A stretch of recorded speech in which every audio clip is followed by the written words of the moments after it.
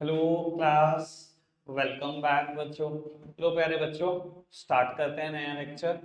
बाबू, आज के लेक्चर 3 घंटे का है और चर्चा बेटा इस 3 घंटे में हर चैप्टर के रिवीजन की हो जाएगी। हर चैप्टर के 1 मार्कर्स डिस्कस होंगे। रेयरली कोई बात ऐसी होगी जो रह जाएगी मेरी तरफ से। ठीक है जी। और जो रह जाएगी बेटा, परसों हमारा फिर 3 घंटे का लेक्चर है, वहां डिस्कस होगा। बाबू, आप सबकी जिम्मेदारी क्या है जिसके भी एग्जाम है बेटा? आप सब बीएसटी, अब यहां से जाकर अब बीएसटी ही पढ़ोगे 2-3 दिन, जितने भी एग्जाम में दिन पेंडिंग है आपके। बाबू, एपीसी की बुक से केस स्टडीज भी करोगे, मैं वो प्रॉब्लम ले लूंगा परसों। बाबू, मैं किसी और दूसरी बुक से केस स्टडी कराऊंगा परसों आपको, वो भी बैच 3 घंटे का है। ठीक है जी। इन दोनों बैचों में छुट्टी मारना क्राइम होगा। बाकी तो आपको आज पता जरूर लग जाएगा बेटा, अगले बैच में छुट्टी मारी तो क्या होगा। बेटा फिलहाल मैं चैप्टर 1 का रिवीजन स्टार्ट कर रहा हूँ। थोड़ी सी बात करता हूँ आप सबके साथ, मेरी तरफ देखना बेटा। जब हमने चैप्टर 1 पढ़ा था, पढ़ा क्या क्या था, मैं मोटी मोटी बात उसकी कर रहा हूँ। जो एक दो मेरे को नई बातें बोली वो जरूर बोलूंगा। आप सब सुनते रहना बेटा। सबसे पहले मैंने बिजनेस का ना मीनिंग देखा था। बिजनेस क्या है? Business refers to an occupation in which people regularly engage in an activity of production और प्रोक्योरमेंट, सेल और exchange of goods and service with a view to earn profit. Regularly engage वाली बात आई, production और procurement of goods and service की बात आई, sale और exchange of goods and service की बात आई, with a view to earn profit की बात आई। बेटा यहाँ से ही बिजनेस की 4 कैरेक्टरिस्टिक बन गई थी, और बेटा 2 कैरेक्टरिस्टिक मैंने और बनाई थी। एन इकोनॉमिक एक्टिविटी, हर वो एक्टिविटी जिसका पर्पस बेटा पैसा कमाना होता है वो इकोनॉमिक होती है। और हर वो एक्टिविटी जो साइकोलॉजिकल सेटिस्फैक्शन के लिए, सेंटिमेंट्स में आकर, इमोशनली आकर की जाती है, वो बेटा नॉन इकोनॉमिक एक्टिविटी होती है। तो बिजनेस का एक इकोनॉमिक एक्टिविटी है without a doubt. Business emotional होके नहीं करते, बिजनेस साइकोलॉजिकल सेटिस्फैक्शन के लिए नहीं करते, पैसों के लिए करते हो। तो पांचवा फीचर था इकोनॉमिक एक्टिविटी। और बेटा 6th फीचर था अनसर्टेनिटी ऑफ रिटर्न। बिजनेस में बेटा कभी भी रिटर्न की श्योरिटी नहीं होती, कोई नहीं कह सकता आज इतने कमा कर उठूंगा। इसके अलावा बेटा एक 7th फीचर भी है, एलिमेंट ऑफ रिस्क। वो मैंने बाद में इंट्रोड्यूस किया था जब बिजनेस रिस्क वाली बात खत्म कर दी थी। क्या कोई बिजनेस ऐसा है दुनिया में जो विदाउट रिस्क है ही नहीं बेटा। बाबू, इकोनॉमिक एक्टिविटी फर्दर 3 तरीके की हैं, बिजनेस, प्रोफेशन और एम्प्लॉयमेंट। तीनों इकोनॉमिक एक्टिविटी है, तीनों पैसे के लिए की जाती है। इनमें 8 बेसिस पे डिफरेंस था जो मैंने 2 बार बहुत अच्छे से पढ़ाया, मैं और कोई डिस्कशन इस पे नहीं कर। बाबू, बिजनेस को फिर हमने कैटेगराइज करा था फर्दर, इंडस्ट्री और कॉमर्स। याद ही नहीं आता। इंडस्ट्री और कॉमर्स, इंडस्ट्री 3 तरीके की हैं, प्राइमरी, सेकेंडरी और टर्शरी। सामने देखते रहना, मैं बहुत भला कर दूंगा आपका, मेरे दिमाग में भला करना आपका। प्राइमरी, सेकेंडरी और टर्शरी। बाबू, प्राइमरी इंडस्ट्री शायद सबको पता है किससे रिलेट करती है, extraction of natural resources and reproduction या rearing and breeding of animal से रिलेट करती है।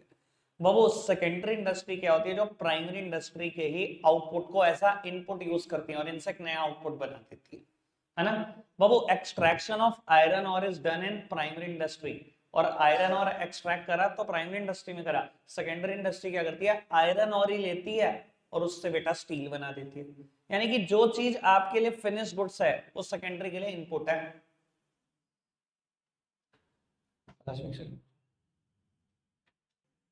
बाबू, प्राइमरी इंडस्ट्री का आउटपुट सेकेंडरी के लिए इनपुट है। सेकेंडरी इंडस्ट्री क्या करती है? प्राइमरी में ही तो देखेंगे बेटा। सेकेंडरी इंडस्ट्री क्या करेगी बेटा? इन्हीं के आउटपुट को उठाएगी, ऐसा इनपुट यूज करेगी, एक नया आउटपुट बना देगी। टर्शरी सेक्टर क्या करता है? It provides support services to both primary and the secondary industry. Tertiary sector और ऑक्सिलरीज टू ट्रेड में कोई अंतर नहीं है, मैं ऑक्सिलरीज टू ट्रेड पे आ रहा हूं, 1 मिनट में बात करता हूं। कॉमर्स को फर्दर 2 पार्ट में बांटा गया, trade and auxiliaries to trade. Trade क्या होता है? Buying and selling of goods and services, trade. देखो, बिजनेस और ट्रेड में अंतर है। बिजनेस में रेगुलरली एंगेज होने की बात है, प्रॉफिट मेकिंग की बात है। बाबू, यहाँ प्रॉफिट मेकिंग जैसी कोई बात नहीं, रेगुलरली एंगेज होने की बात नहीं। ये कहता है buying and selling of goods and services, trade. Goods और सर्विस का खरीदना बेचना ट्रेड होता है। बहुत बढ़िया, खत्म कर कहानी बेटा। उसके बाद ट्रेड फर्दर 2 तरीके का है, internal trade, external trade. Internal trade क्या होता है बेटा? जो मेरे देश की ज्योग्राफिकल बाउंड्री के अंदर अंदर ट्रेड हो रहा है, नाम है इंटरनल। मेरे देश के अंदर अंदर ट्रेड हो रहा है, मैं बोलूंगा इंटरनल ट्रेड है। होम ट्रेड है, डोमेस्टिक ट्रेड है, नेशनल ट्रेड है, 4 नाम है। Internal trade, home trade, domestic trade, ये सब नाम इसी के ही हैं बेटा। इंटरनल ट्रेड फर्दर दो तरीके का है, होलसेल और रिटेल। पता ही है, होलसेल ज्यादा क्वांटिटी में खरीदना, ज्यादा में बेचना, कम में खरीदना, कम में बेच देना। वो एक्सटर्नल ट्रेड तीन तरीके का है, इंपोर्ट, एक्सपोर्ट और एंट्रीपोर्ट। इंपोर्ट एक्सपोर्ट के बारे में सब जानते हैं बेटा, इंपोर्ट एक्सपोर्ट के बारे में सारे जानते हैं। एंट्रीपोर्ट पे एक लाइन बोल देता हूं, इधर देखना। गुड्स को इंपोर्ट करना for the purpose of export, it is known as entrepot. सबके बारे में आपको पता है, मैंने कितना कितना डिस्कशन किया है एंट्रीपोर्ट को समझाने के लिए, एक एक दिन का भी लेक्चर लिया हुआ है। अभी जिस चीज के लिए जगह नहीं है वो है ही नहीं बेटा। बस एंट्रीपोर्ट का इतना सा मतलब अभी समझा सकता हूं, गुड्स को इंपोर्ट किया for the purpose of export is entrepot. कोई दिक्कत, कोई परेशानी तो नहीं, आगे बढ़ा सकते हैं बात को। बाबू उसके बाद ऑक्सिलरीज टू ट्रेड पे सबसे ज्यादा बात करनी है बेटा। ऑक्सिलरीज टू ट्रेड क्या होती है बेटा? Which provide support services to trade. जो काम टर्शरी सेक्टर करता है प्राइमरी और सेकेंडरी इंडस्ट्री के साथ, सेम काम ऑक्सिलरीज टू ट्रेड करता है ट्रेड के साथ। It provide support to the trade. बेटा अगर इनको खींच लो ना तो ट्रेड स्वाहा है, अभी खत्म है। इनके बिना ट्रेड नहीं है। ट्रेड को स्मूथ फ्लो पर चलने के लिए ऑक्सिलरीज टू ट्रेड की जरूरत है। ये कुछ सपोर्ट सर्विसेज है तो काउंटिंग में 100-200, पर मेरे कोर्स में 5 है। सबसे सहूलियत की बात, कौन सी 5 सर्विसेज मेरे कोर्स में है? सबसे पहले ट्रांसपोर्टेशन है वैसे तो, चलो ट्रांसपोर्टेशन।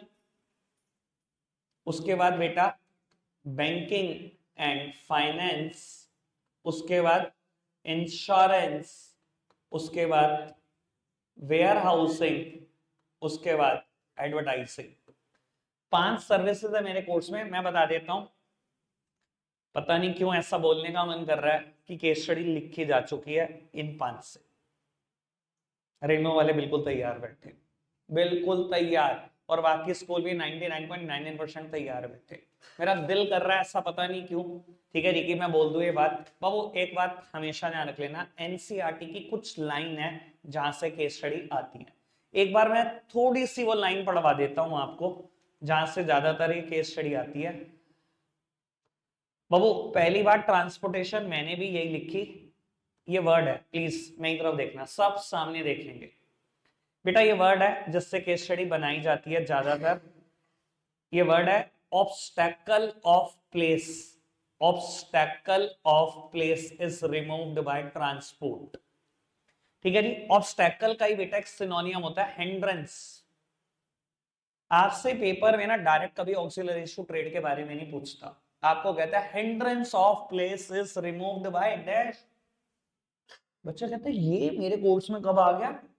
अच्छा एक बात बताओ, ट्रांसपोर्टेशन ने बेटा वो जो ऑब्स्टेकल है प्लेस का, वही तो खत्म करा है भाई। कोई प्रोडक्ट, जैसे मैं हमेशा एग्जांपल देता हूं बच्चों में, टी का, टी असम और दार्जिलिंग में होती है। हम सहारनपुर वाले चाय नहीं पीते क्या?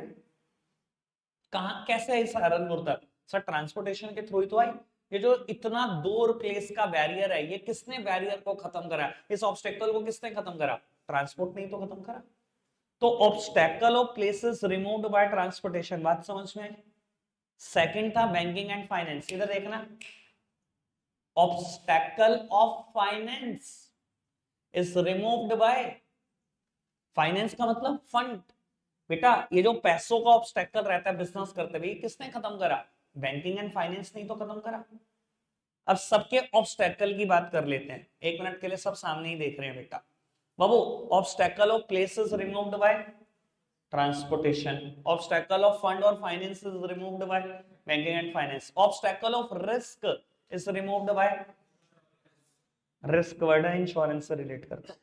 ऑब्स्टेकल ऑफ, कुछ लोग बोलते हैं स्टोरेज, कुछ लोग टाइम भी बोलते हैं, दोनों बातें सेम। इधर देखना बेटा, देखो स्टोरेज और टाइम दोनों क्यों आ सकता है ये समझ लो। स्टोरेज तो खैर शायद टाइम वर्ड से ही क्लियर हो गया होगा, टाइम की भी तो बात है। बाबू कुछ चीजें गर्मियों में होती हैं और हमें जरूरत पड़ती है उसकी सर्दियों में। बेटा ये जो टाइम का गैप है ये किसने खत्म करा? वेयर हाउस ने तो खत्म करा। आज मैं गारंटी दे सकता हूं, आप पीक दिसंबर में बोलना कि मेरे को मैंगोस खाने हैं, 100% अवेलेबल होंगे, रेट को भूल जाओ बस, अगर आपको खाने मिलेंगे। किसने ये बैरियर खत्म कर दिया बेटा? वेयर हाउस ने तो खत्म कर दिया। वेयर हाउस की वजह से बेटा आज की तारीख में हर product throughout the year मिलता है। ऑब्स्टेकल ऑफ स्टोरेज भी कह सकते हैं, ऑब्स्टेकल ऑफ टाइम भी कह सकते हैं। समझ में आ रही है बात?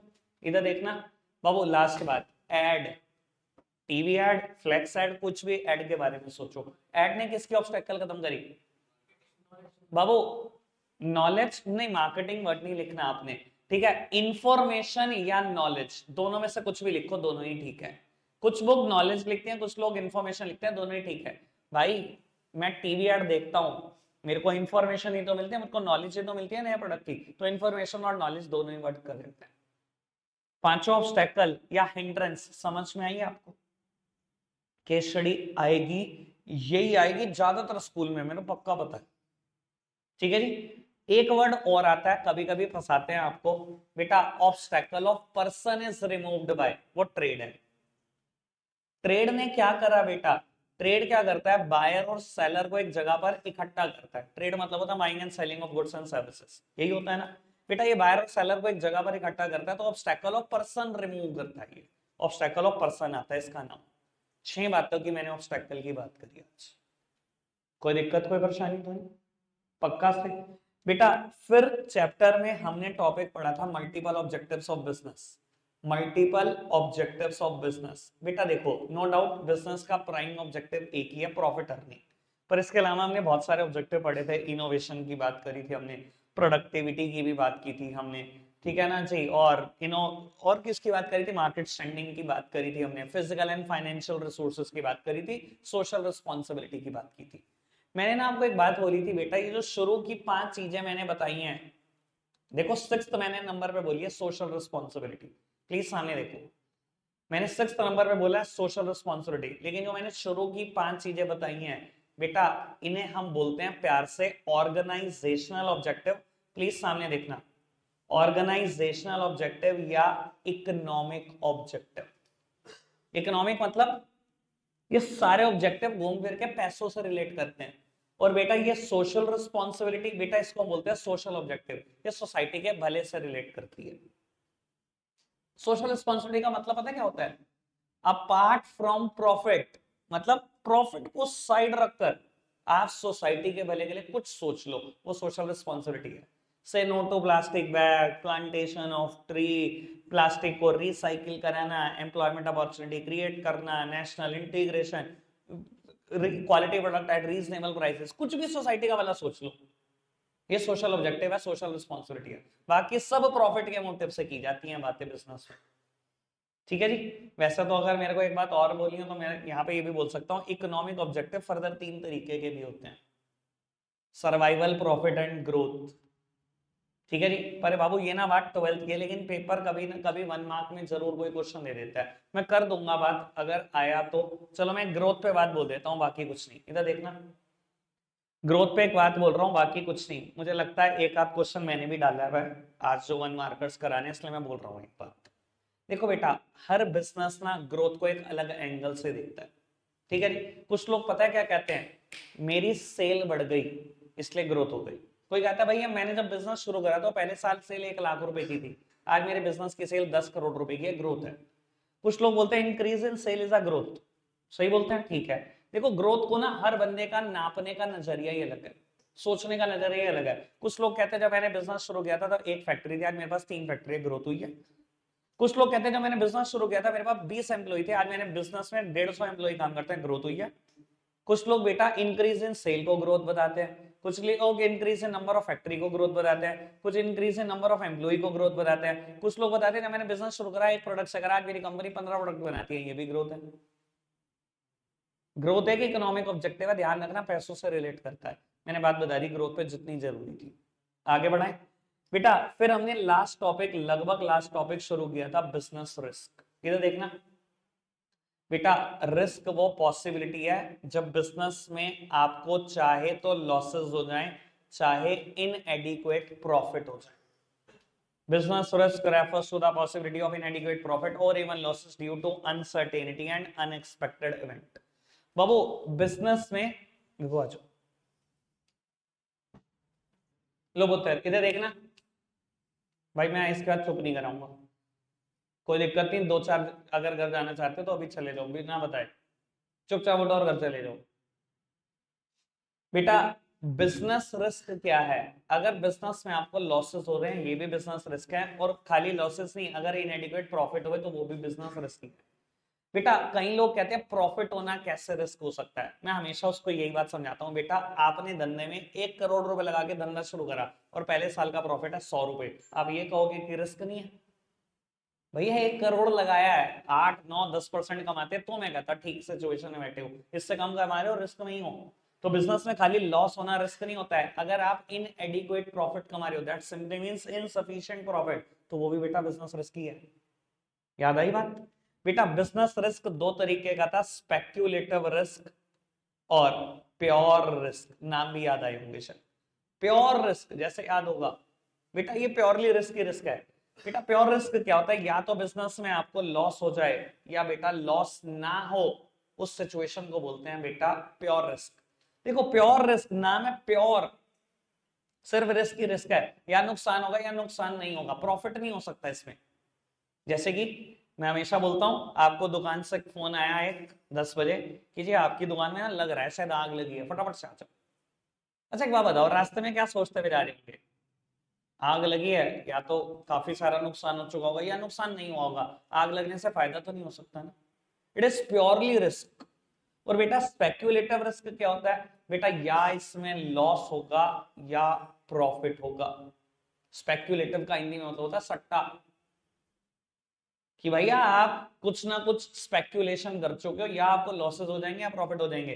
जैसे कि हमेशा का एग्जांपल है बेटा, आप एक कंपनी हो अमूल थर्मल्स बनाती है, गर्मियों में ही थर्मल बनाने शुरू कर दिए, सो एक्सपेक्टेशन में कि सर्दियां पड़ेंगी, क्या होगा? सर्दियां पड़ गई तो बहुत कम आ जाओगे, सर्दियां नहीं पड़ी तो लौट जाओगे। या लॉस होगा या प्रॉफिट होगा, एक चीज तो मिलेगी नहीं। उसके बाद बेटा बिजनेस रिस्क का नेचर था, बिजनेस रिस्क के कॉजेस थे। कॉजेस में बेटा अगर बात याद करानी हो, नेचुरल कॉज थे। बिजनेस में रिस्क बेटा नेचर की वजह से भी होता है, मतलब एक्ट ऑफ गॉड की वजह से भी होता है। बिजनेस में रिस्क बेटा मैन मेड भी होते हैं, ह्यूमन की वजह से भी होता है, careless behaviour, dishonest behaviour, strikes, lockouts. बेटा बिजनेस में रिस्क इकोनॉमिक कारणों की वजह से भी होता है, डिमांड सप्लाई की फ्लक्चुएशन की वजह से, या बेटा कंज्यूमर का टेस्ट बदल जाने की वजह से। और बिजनेस में रिस्क अदर कारणों की वजह से भी होता है, पॉलिटिकल डिस्टर्बेंस या बर्स्टिंग ऑफ बॉयलर। जिन्होंने पढ़ा है भैया, मैंने तो सब कुछ ही पढ़ा है, 2 2 3 3 मारे पढ़ा। ठीक है जी, इसके अलावा चैप्टर में मेरे को नहीं लगता और कुछ मुझे डिस्कस करना है, जितना मुझे डिस्कस करना था मैंने सब डिस्कस किया। अब हम 1 मार्कर स्टार्ट कर रहे हैं, आकाश भाई एक सेकंड के लिए पोस्ट करना। बेटा 1 मार्कर्स डिस्कस करने हैं अभी हमें। बेटा 1 मार्कर्स में मैंने 3 कैटेगरी आपको क्वेश्चन की दी है, जिसमें से सबसे मुश्किल कैटेगरी मुझे पता नहीं क्यों लगता है कि फिलअप होते हैं। देखो बेटा हमेशा ध्यान रखना रौनक भाई,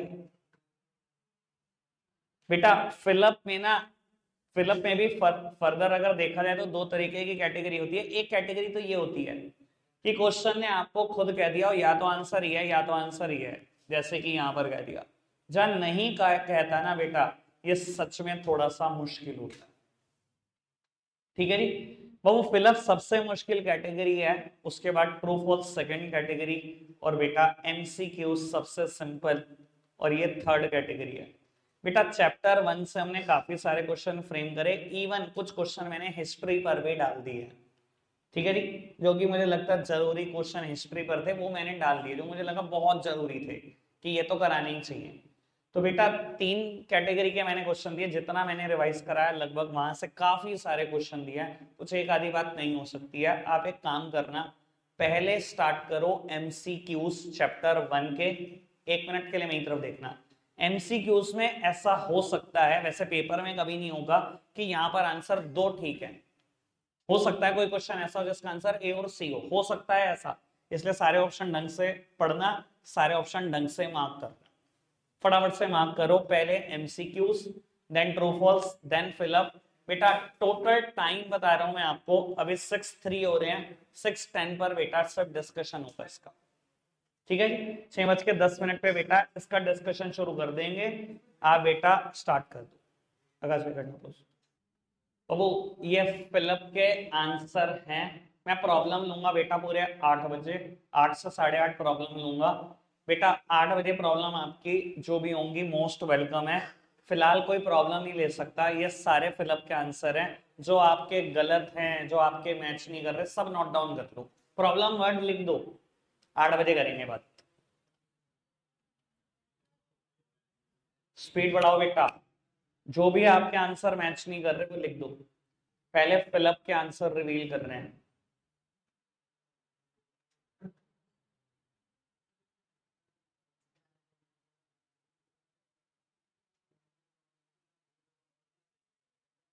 ध्यान रख लेना, क्वेश्चन सेकंड और थर्ड हिस्ट्री के हिसाब से सबसे इंपॉर्टेंट क्वेश्चन है।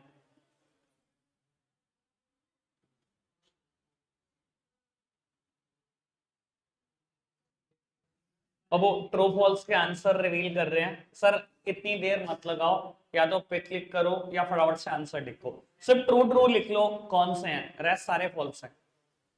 ट्रू लिख लो ना कौन कौन से हैं अपनी शीट के ऊपर, रेस्ट सारे फॉल्स हैं। प्रॉब्लम ले लेंगे 8 बजे, जल्दी से स्पीड बढ़ाओ।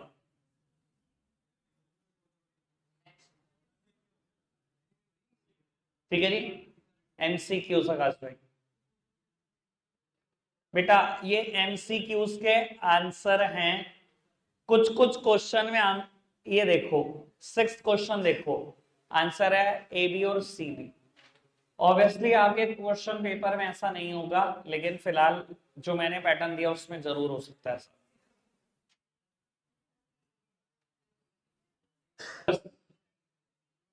5 सेकेंड और। बेटा 7th क्वेश्चन का आंसर बी नहीं है, 7th क्वेश्चन का आंसर है सी एंड डी। सी और डी दोनों है 7th का। 7th का आंसर सी एंड डी है, बी नहीं है। अब इससे ज्यादा समय नहीं दिया जा सकता बेटा, आगे बढ़ा रहे हैं बात को। मैं ले लूंगा प्रॉब्लम बेटा 8 बजे, ठीक है जी। मेरी तरफ देखना बस, अब 2 मिनट के लिए शीट को छोड़ दिया जाए, मेरी तरफ देखा जाए बस। असु भाई ओ रौनक भाई,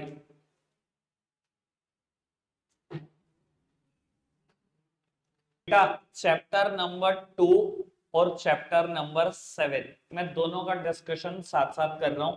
सब आराम से समझेंगे और एक ही बारी में बेटा इनके सारे के सारे क्वेश्चन हम डिस्कस कर लेंगे। सब सामने देख रहे हैं मेरी तरफ, कहीं कोई व्यस्त नहीं है, सब सामने देख रहे हैं पुत्र। बाबू चैप्टर नंबर 2, हमने बेटा चैप्टर नंबर 2 में बात करी थी, अगर किसी प्राइवेट सेक्टर को बिजनेस करना है तो बेटा वो 5 तरीके से करता है। सब सामने देखेंगे, soul proprietorship, partnership, company, HUF और कोऑपरेटिव सोसाइटी। बेटा सोल प्रोप्राइटरशिप किस लॉ से गवर्न है? सोल राइटरशिप के ऊपर कोई कानून नहीं लगता, और मुझे लगता नहीं इससे इंपॉर्टेंट कोई बात इसमें है। अनलिमिटेड लाइबिलिटी है, सबको पता है, ठीक है ना। कोई सेपरेट लीगल एंटिटी नहीं है, लैक ऑफ बिजनेस कॉन्टिन्यूटी है, ऐसी सारी बातें हमने करी है। पार्टनरशिप एक लॉ से गवर्न है, लॉ का नाम इंडियन पार्टनरशिप एक्ट 1932। पार्टनरशिप के ऊपर एक कानून लगता है, इंडियन पार्टनरशिप एक्ट 1932। पार्टनरशिप में 2 डॉक्यूमेंट बनते हैं, one is partnership deed and other one is registration. बेटा पार्टनरशिप का रजिस्ट्रेशन कराना जरूरी नहीं होता, जबकि पार्टनरशिप डीड बनाना बड़ा जरूरी होता है। पार्टनरशिप डीड एक रिटर्न एग्रीमेंट है पार्टनर के बीच, जिसमें सारी शर्तें, सारी टर्म्स एंड कंडीशन लिखी होती है पार्टनरशिप की। याद आ रही है बात? बाबू रजिस्ट्रेशन ना कराओ, कराओ आपकी इच्छा, कोई कंपलसरी नहीं है, पर नहीं कराओ तो 3 कॉन्सिक्वेंसेस अराइज हो जाते हैं। पार्टनर पार्टनरशिप फॉर्म पे केस नहीं कर सकता, पार्टनरशिप फॉर्म पार्टनर पे केस नहीं कर सकती, और पार्टनरशिप फॉर्म आउटसाइडर पे केस नहीं कर सकती। ठीक है जी बेटा। म्यूचुअल एजेंसी, ये बात डेफिनेशन में भी आती है पार्टनरशिप की। क्या है mutual agency? Carried on by all or any one of them acting for all. अगर कभी पेपर में एक्सप्लेन करने के बाद तो हमेशा बोलता हूं मैं, सारे के सारे पार्टनर प्रिंसिपल भी हैं, सारे के सारे पार्टनर एजेंट भी हैं, सब मालिक होते हैं, सब नौकर होते हैं। याद आ रही है बात? सब मिलकर फर्म चला लो, और अकेले भी एक आदमी फर्म चला सकता है। एक पार्टनर अपने एक्ट से पूरी पार्टनरशिप फर्म को बाइंड कर देता है। ध्यान रखना, एक आदमी ने कहीं साइन कर दिया, पूरी पार्टनरशिप फर्म फंस सकती है। करी हुई है ऐसी सारी बात, ठीक है जी। फिर बात को आगे बढ़ाते हैं बेटा। हमने types of partner, types of partnership भी पढ़ी हुई है बेटा। एक्टिव पार्टनर, स्लीपिंग और dormant partner, secret partner, nominal partner, और नॉमिनल में भी 2 पार्ट पार्टनरशिप है, एस्टॉपल पार्टनरशिप है, होल्डिंग आउट। सब पढ़े हुए ना बेटा। नॉमिनल पार्टनर एक ऐसा पार्टनर होता है जो पार्टनरशिप फर्म को अपना नाम देता है, ना उसने कोई पैसे दिए, ना उसने कोई प्रॉफिट लॉस में पार्टिसिपेट करा, ना उसने मैनेजमेंट में पार्टिसिपेट करा, तब भी उसकी लायबिलिटी अनलिमिटेड होती है। ऐसा पार्टनर नॉमिनल पार्टनर होता है जिसने अपना नाम अपनी गुडविल दी। और नॉमिनल के ही दो टाइप है, स्टॉपल और पार्टनरशिप बाय होल्डिंग आउट। चार तरीके की पार्टनरशिप भी पढ़ी है हमने, at will, particular partnership, general partnership और बेटा एलएलपी, लिमिटेड लायबिलिटी पार्टनरशिप, जिसमें सबसे इंपॉर्टेंट चीज है एलएलपी। बेटा पार्टनरशिप का एक नया इमर्जिंग कंसेप्ट, जहां एक पार्टनर अपनी लायबिलिटी को, वन पार्टनर अपनी लायबिलिटी को अनलिमिटेड रख सकता है, रेस्ट सारे पार्टनर अपनी लायबिलिटी को लिमिटेड रख सकते हैं। ये बेटा नई काइंड की पार्टनरशिप मार्केट में आई है। ठीक है जी। फिर बेटा कंपनी के ऊपर हमने डिस्कशन करा। बेटा बाकी फीचर मेरिट डिमेरिट में नहीं बात कर रहा हूं, दो तरीके की कंपनी हमने पढ़ी बेटा, प्राइवेट और पब्लिक, याद होगा बाबू। अच्छा पार्टनरशिप में एक बात और बता दो, मिनिमम नंबर कितने चाहिए, कितने मिनिमम नंबर ऑफ मेंबर चाहिए? कम से कम 2, मैक्सिमम 50। प्राइवेट कंपनी में कम से कम 2, maximum it can be 200, 200। Public company में मिनिमम 7, मैक्सिमम अनलिमिटेड। यहाँ मिनिमम नंबर ऑफ डायरेक्टर 2, या मिनिमम नंबर ऑफ डायरेक्टर 3। ठीक है जी। बाकी और मेरे को इसमें कोई और बात नहीं करनी कंपनी में। एचयूएफ की बात करते हैं बेटा, कौन कंट्रोल करता है एचयूएफ बिजनेस को? The eldest member of the family known as Karta. कुछ बुक बोलने के लिए बोल देती है, वैसे ये वर्ड बोलना तो नहीं चाहिए, कर्ता या मैनेजर बोला जाता है इसको। वैसे तो हिंदी वर्ड कर्ता ही बोला जाता है, पर बेटा कुछ बुक इसको मैनेजर भी बोल देती है। ठीक है जी। बेटा क्या ऐसे बिजनेस में कॉन्टिन्यूटी है? एचयूएफ वाले बिजनेस में है। एक बार बेटा द एल्डेस्ट मेंबर जो करता है उसकी डेथ हो गई, तो अगला जो एल्डेस्ट मेंबर होगा वो कर्ता बन जाएगा, यानी कि बिजनेस चलता रहेगा। बाबू एचयूएफ एक ऐसी एंटिटी है जिसमें पहली बार किसी माइनर को मेंबर बनने की परमिशन मिली हुई है, because the membership is by birth not by an agreement. बेटा आप बर्थ से ही, पैदा होते ही मेंबर बन जाते हो एचयूएफ के, जबकि और जगह पे एग्रीमेंट करना पड़ता है, मतलब साइन करना पड़ता है। और सुप्रीम कोर्ट बोलती है 18 साल से कम का बच्चे की साइन की कोई वैल्यू नहीं है, उसे कुछ पता ही नहीं होता क्या सही है क्या गलत है। ठीक है जी। यानी कि बेटा अगर आप सोचो कि मैं पार्टनरशिप फॉर्म में एक माइनर को पार्टनर बना लूंगा, तो दो शर्तों के बारे में हमेशा ध्यान रखना। माइनर पार्टनर बन तो जाएगा, प्रोवाइडेड बचे हुए सारे पार्टनर एग्री करें कि हम माइनर को पार्टनर बनाना चाहते हैं, सारे के सारे पार्टनर। दूसरी बात, minor can be admitted only for benefits, never for the losses. Minor आएगा सिर्फ पैसों के लिए, प्रॉफिट के लिए, लॉस कभी भी माइनर देगा नहीं, 1 रुपए का भी नहीं देगा। मैंने इस बार भी बैच में इसके ऊपर अच्छा खासा डिस्कशन करा था, एक बहुत तगड़ी बात भी बताई थी। ठीक है जी। फिर बाबू मैं आखिरी बात करना चाहता हूं कोऑपरेटिव सोसाइटी पर। मुझे ये बताएंगे बेटा कम से कम कितने लोग चाहिए कोऑपरेटिव सोसाइटी बनाने के लिए? कम से कम 10, बड़े काम की बात है, अडल्ट नीडेड, यानी कि 10 वो बंदे चाहिए जो माइनर ना हो, 10 अडल्ट पर्सन चाहिए। ठीक है जी। बेटा कोऑपरेटिव सोसाइटी में वोटिंग कैसे होती है? अच्छा डिसीजन कौन लेता है? Elected managing committee. ठीक है जी। और बेटा मैनेजिंग कमेटी कैसे अपॉइंट होती है? बाबू हर आदमी को एक वोट होता है। आप बाबू कोऑपरेटिव सोसाइटी के 5000 लोग बैठे हो, irrespective of the capital contributed bye, एक ने 5000 डाले, एक ने 20,000 डाले, एक ने 30,000 डाले, कैपिटल कितनी डाली है इस बात से कोई फर्क नहीं पड़ता, हर आदमी को एक सिंगल वोट है, 5000 लोगों 5000 वोट डालेंगे, और उससे मैनेजिंग कमेटी अपॉइंट होगी जो फर्दर डिसीजन लेगी। कोऑपरेटिव सोसाइटी 2 प्रिंसिपल पे काम करती है, नाम बताओ प्रिंसिपल के? एलिमिनेशन ऑफ मिडलमैन और बेटा mutual welfare of member. Welfare of member और एलिमिनेशन ऑफ मिडलमैन, इन्हीं 2 प्रिंसिपल पे काम करती है।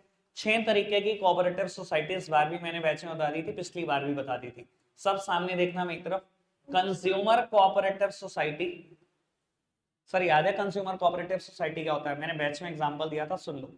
पैरामाउंट ट्यूलिप है, 1000 फैमिली रहती हैं, सारी की सारी मिल गई कि भैया हमारे घर का राशन का खर्चा 20,000 है, किसी ने कहा 30,000 है, किसी ने कहा 5,000 है, किसी ने कहा 10,000। सब मिल गए और मिलके डिसाइड हुआ राशन खरीदेंगे। सर आपने जो सोसाइटी बनाई है वो कंज्यूमर कोऑपरेटिव सोसाइटी है कि आपको कंजम्पशन प्रोडक्ट, कंज्यूमर प्रोडक्ट सस्ते मिले। आप क्या कर रहे हो बेटा, इधर देखो, जब तक आप अकेले राशन खरीदते थे, सर सामने देख लो सारे, मैं कहना नहीं चाहता दोबारा, जब तक आप अकेले राशन खरीदते थे तो रिटेलर से खरीदते थे। अब आपने क्या करा, 1000 फैमिली मिलकर राशन खरीद रही है, करोड़ रुपए का राशन हर महीने आएगा। बेटा ना रिटेलर से खरीद रहे ना होलसेलर से, सीधा मैन्युफैक्चरर से खरीदना शुरू कर दिया। सर सस्ता पड़ेगा कि नहीं पड़ेगा? कोई गधा ही होगा जो कहेगा सस्ता नहीं पड़ेगा, सस्ता पड़ेगा ना। यही तो आपका प्रिंसिपल है, एलिमिनेशन ऑफ मिडलमैन, मिडलमैन खत्म करना। दूसरा principle mutual welfare of member, इससे सस्ता पड़ेगा सामान, जो भी प्रॉफिट कमाओगे सब में बांट दोगे, हो गया वेलफेयर भी मेंबर का। एक और सोसाइटी पढ़ी थी हमने, प्रोड्यूसर कोऑपरेटिव सोसाइटी। बेटा ऐसी सोसाइटी क्या करती है, यहाँ सारे मैन्युफैक्चरर मिल जाते हैं, छोटे छोटे मैन्युफैक्चरर, ताकि इनकी बार्गेनिंग पावर एनहांस हो। बाबू एक प्रोड्यूसर मार्केट से क्या खरीद लाएगा, क्या बार्गेन कर लाएगा, अगर आप छोटे प्रोड्यूसर, मान लो मैं कहता हूं, मैंने पिछली बार भी बैच में भी यही एग्जांपल दिया, आप चमड़ा खरीद कर लाना चाहते हो और चप्पलें बनाना चाहते हो, सर छोटे से प्रोड्यूसर हो, कितना चमड़ा खरीद लाओगे, क्या बार्गेन कर लोगे। लेकिन मैं कहूं आपके जैसे 1000 प्रोड्यूसर मिल गए तो सर आपकी बार्गेनिंग पावर बन जाएगी, अब आपको सामान सस्ता मिलेगा। तो बेटा अगर प्रोड्यूसर मिलकर कोऑपरेटिव सोसाइटी बना ले तो producer cooperative society. Same way तीसरी है फार्मिंग कोऑपरेटिव सोसाइटी। बेटा अगर सारे फार्मर्स मिलकर बना ले तो फार्मिंग कोऑपरेटिव सोसाइटी। अगेन ये भी इनपुट खरीदने के लिए बनती है, जैसे प्रोड्यूसर कोऑपरेटिव सोसाइटी में भी आप इनपुट खरीदते हो, यहाँ पर भी इनपुट खरीदते हो, just like seeds, pesticide, insecticides, fertiliser, ये खरीदने के लिए फार्मिंग कोऑपरेटिव सोसाइटी। ठीक है जी। क्रेडिट कोऑपरेटिव सोसाइटी, बाबू क्रेडिट कोऑपरेटिव सोसाइटी, बाबू लोन लेने के लिए। बाबू बेस्ट शहर का सबसे बेस्ट एग्जांपल है शिवालिक मर्केंटाइल कोऑपरेटिव बैंक, शहर का ही बैंक है, शहर के लोगों ने मिलकर बनाया है। बेटा 30 लोग मिल गए, आप सबने बेटा 1-1 लाख रुपए डाल दिए, 30 लाख रुपए इकट्ठे हो गए और एक बेटा बैंक खोल लिया। और ये बेटा 30 साल पहले खोला था, 30 साल पहले 1 लाख रुपए बहुत होते थे एक आदमी के पास। ठीक है जी, आपको लग रहा होगा 1 लाख में क्या ही होगा। ठीक है जी बाबू, अगर आपके मेंबर को किसी को पैसे की जरूरत है, लोन की जरूरत है, आप बेटा अगर अपने मेंबर को लोन देते हो तो बहुत कम रेट ऑफ इंटरेस्ट पे, क्योंकि हमारा प्रिंसिपल मेंबर से कमाना नहीं, उसका वेलफेयर सोचना है। और बेटा बाहर का कोई आदमी लोन लेना चाहे तो उससे कमाते हो। ऐसे ही करते करते शिवालिक मर्केंटाइल बैंक कहाँ पहुंच गया, आपको तो आइडिया भी नहीं होगा। कम से कम बेटा आज की तारीख में 1000 करोड़ का बैंक है। ठीक है जी, कोई दिक्कत कोई परेशानी तो नहीं बाबू। फिर एक कोऑपरेटिव सोसाइटी आती है, मार्केटिंग कोऑपरेटिव सोसाइटी, जो बेटे अपने मेंबर्स का सामान बेचने के लिए बनी है, मार्केटिंग करने के लिए बनी है। मैंने एग्जांपल दिया था बेटा, गांव में एक पर्टिकुलर दिन बाजार लगता है जिसको पीठ बोलते हैं। बेटा बहुत सारे शहर के लोग पीठ लगाते हैं, वहां जाकर अपना सामान बेचते हैं। बेटा आपने क्या किया, आपने अगर ये सोचा कि मैं अकेले जाऊंगा, क्या करोगे, अपना सामान कैसे लेके जाओगे, 3 व्हीलर पे, छोटे हाथी पे, महंगा पड़ेगा। आप 50 लोग मिल गए, आप क्या करते हो, चुनियों से गठरी बांधते हो अपने सामान की और बेटा एक ट्रक में लोड करते हो, 50 के 50 लोग, और उसी ट्रक में बैठ के जाते हो सुबह, वहां पीठ लगाते हो, सारे दिन बाजार लगाते हो, रात को अपना सामान पैक करते हो, वापसी आ जाते हो। सर सस्ता नहीं पड़ रहा होगा अगर एक ट्रक किया है 50 लोगों ने मिलकर। और आप क्या करते हो, रात को बेटा सामान कहाँ रखते हो, बेटा एक ही वेयर हाउस ले रखा है 50 के 50 लोगों ने। तो बेटा अगर आप मार्केटिंग एक्टिविटी के लिए बने हो तो बेटा मार्केटिंग कोऑपरेटिव सोसाइटी बोलेंगे इसको। ऐसे ही बेटा एक और टर्म आती है, हाउसिंग कोऑपरेटिव सोसाइटी, बेटा जो अपने मेंबर्स को घर देने के लिए बनती है। 6 तरीके की कोऑपरेटिव सोसाइटी है, मैंने सारी बात शॉर्ट में। ठीक है जी बाबू, चैप्टर नंबर 7 की बात करते हैं। चैप्टर नंबर 7 का नाम है फॉर्मेशन ऑफ अ कंपनी। सब सामने देख रहे हैं बेटा, फटाफट से बात करिए बाबू। चैप्टर नंबर 7 का नाम है फॉर्मेशन ऑफ अ कंपनी, यानी कि कंपनी कैसे बनती है। बेटा कंपनी 3 अलग अलग स्टेजेस में बनती है। पहली स्टेज का नाम है प्रमोशन, दूसरी स्टेज का नाम है इनकॉर्पोरेशन, और बेटा थर्ड स्टेज का नाम है कैपिटल सब्सक्रिप्शन स्टेज। काम की बात, अभी मैंने बोला था ना बेटा 2 तरीके की कंपनियां, प्राइवेट और पब्लिक। बेटा प्राइवेट और पब्लिक कंपनी में पता है फर्क क्या होता है। प्राइवेट कंपनी जैसा कि नाम सजेस्ट करती है बेटा, ये कंपनी प्राइवेट पैसों पे चलती है, अपने पैसे लगाओ और कंपनी चला लो। और बेटा पब्लिक कंपनी जैसे कि नाम सजेस्ट कर रहा है, ऐसी कंपनी पब्लिक से पैसा इकट्ठा करती है तो चलती है। ठीक है जी। अब वो 3 तरीके के स्टेजेस हैं, आपकी नॉलेज के लिए बता देता हूं। प्राइवेट कंपनी ये 2 स्टेज पूरी करते ही बन जाती है, क्योंकि तीसरी स्टेज का नाम क्या है, कैपिटल सब्सक्रिप्शन स्टेज, मतलब पब्लिक से पैसे मांगो।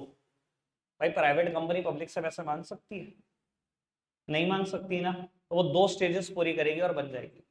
और बेटा पब्लिक कंपनी वो तीनों स्टेजेस पूरी करेगी तो ही चल सकती है। समझ में आई बात, private company 2 stages, public company 3 stages. ठीक है जी बेटा, इनकॉर्पोरेशन को सिंपल भाषा में, मेरी भाषा में बोलते हैं रजिस्ट्रेशन। कोई भी कंपनी जब तक रजिस्टर्ड नहीं होगी तब तक बनी नहीं। इनकॉर्पोरेशन मतलब रजिस्टर्ड होना, यानी कि कंपनी हर हाल में रजिस्टर्ड होती है, ये कोई पार्टनरशिप फर्म नहीं है जो रजिस्टर्ड नहीं होती। ठीक है जी।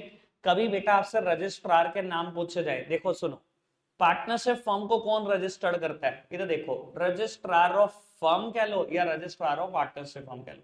कंपनी को कौन रजिस्टर करता है, registrar of company. Cooperative society को कौन रजिस्टर करता है, रजिस्ट्रार ऑफ कोऑपरेटिव सोसाइटी। ठीक है जी। सबसे फेमस नाम यह है, कंपनी को रजिस्टर्ड कौन करता है, हम बोलते हैं फिर से ROC, registrar of company registered करता है। ठीक है जी। बेटा जो इंसान, इधर देखो, यहां तक तो कंपनी बनी नहीं ना, मैंने बता दिया जब तक रजिस्टर्ड नहीं हुई तब तक बनी नहीं। तो बेटा यहां तक कंपनी किसके नाम से चलती है, यहां तक कंपनी बेटा एक बंदे के नाम से चलती है जिसको हम बोलते हैं प्रमोटर। प्रमोटर कौन होता है, जिसने प्रमोशन स्टेज और इनकॉर्पोरेशन स्टेज पूरी की होती है। ठीक है ना, जैसे कि धीरू भाई Ambani for Reliance industries limited, मुझे नहीं लगता इनका नाम किसी ने ना सुना इंडिया में। और धीरू भाई अंबानी जी ने तो रिलायंस बनाई, बेटा उन्हें प्रमोटर बोला जाता है। ठीक है जी। नारायण मूर्ति सर इन्फोसिस बनाई। ठीक है जी। अब वो टाटा, जेआरडी टाटा सर, उन्होंने टाटा बनाई, टाटा स्टील, टिस्को पुराना नाम, 1907 में बनाई। ठीक है जी। शौर्य, इन्होंने Messrs fraud and fraud limited बनाई। आया बड़ा। हाँ जी। बेटा प्रमोटर कौन होता है, जो बेटा कंपनी बनाने के लिए इनिशियल स्टेप परफॉर्म करता है। समझ में आ रही है बात। बेटा कंपनी में ना दो सबसे इंपॉर्टेंट डॉक्यूमेंट बनते हैं, जहां से पेपर में सबसे ज्यादा क्वेश्चन आते हैं, इसके बारे में थोड़ी सी बात। कंपनी में दो सबसे इंपॉर्टेंट डॉक्यूमेंट बनते हैं, एक को बोलते हैं एमओए, दूसरे को बोलते हैं एओए। फुल फॉर्म याद करो, memorandum of association, articles of association, memorandum of association और आर्टिकल ऑफ एसोसिएशन। बेटा मैं कुछ अपनी भाषा की बातें बोलूंगा, याद रखना। एमओए को मैं अपनी भाषा में बोलता हूँ rank one document, charter of company, rank one document, charter of company. Sir ये रैंक टू डॉक्यूमेंट है, it is a subsidiary document, it is a secondary document, it is a principal document. ये principal document है, rank one document है, charter of company है, rank two document, secondary document, subsidiary document. बेटा MOA का काम होता है company की रिलेशन को बताना विद आउटसाइडर्स, एओए का काम होता है कंपनी की रिलेशन को बताना विद इनसाइडर्स। बेटा क्या कोई कंपनी बिना एमओए बनाए बन सकती है, सवाल ही पैदा नहीं होता, नहीं बन सकती। क्या कोई कंपनी बिना एओए बनाए बन सकती है, बन सकती है। कैसे, बेटा जो कंपनियां अपना आर्टिकल ऑफ एसोसिएशन नहीं बनाती, बेटा कंपनीज एक्ट 2013 में एक जगह आती है टेबल एफ। बाबू टेबल एफ में ना एओए का स्पेसिमेन दिया हुआ है कि कोई कंपनी अगर अपना आर्टिकल ऑफ एसोसिएशन नहीं बनाएगी ना, तो वहां पर ना स्पेसिमेन दिया हुआ है, बेटा वो स्पेसिमेन आपके ऊपर एप्लीकेबल हो जाता है।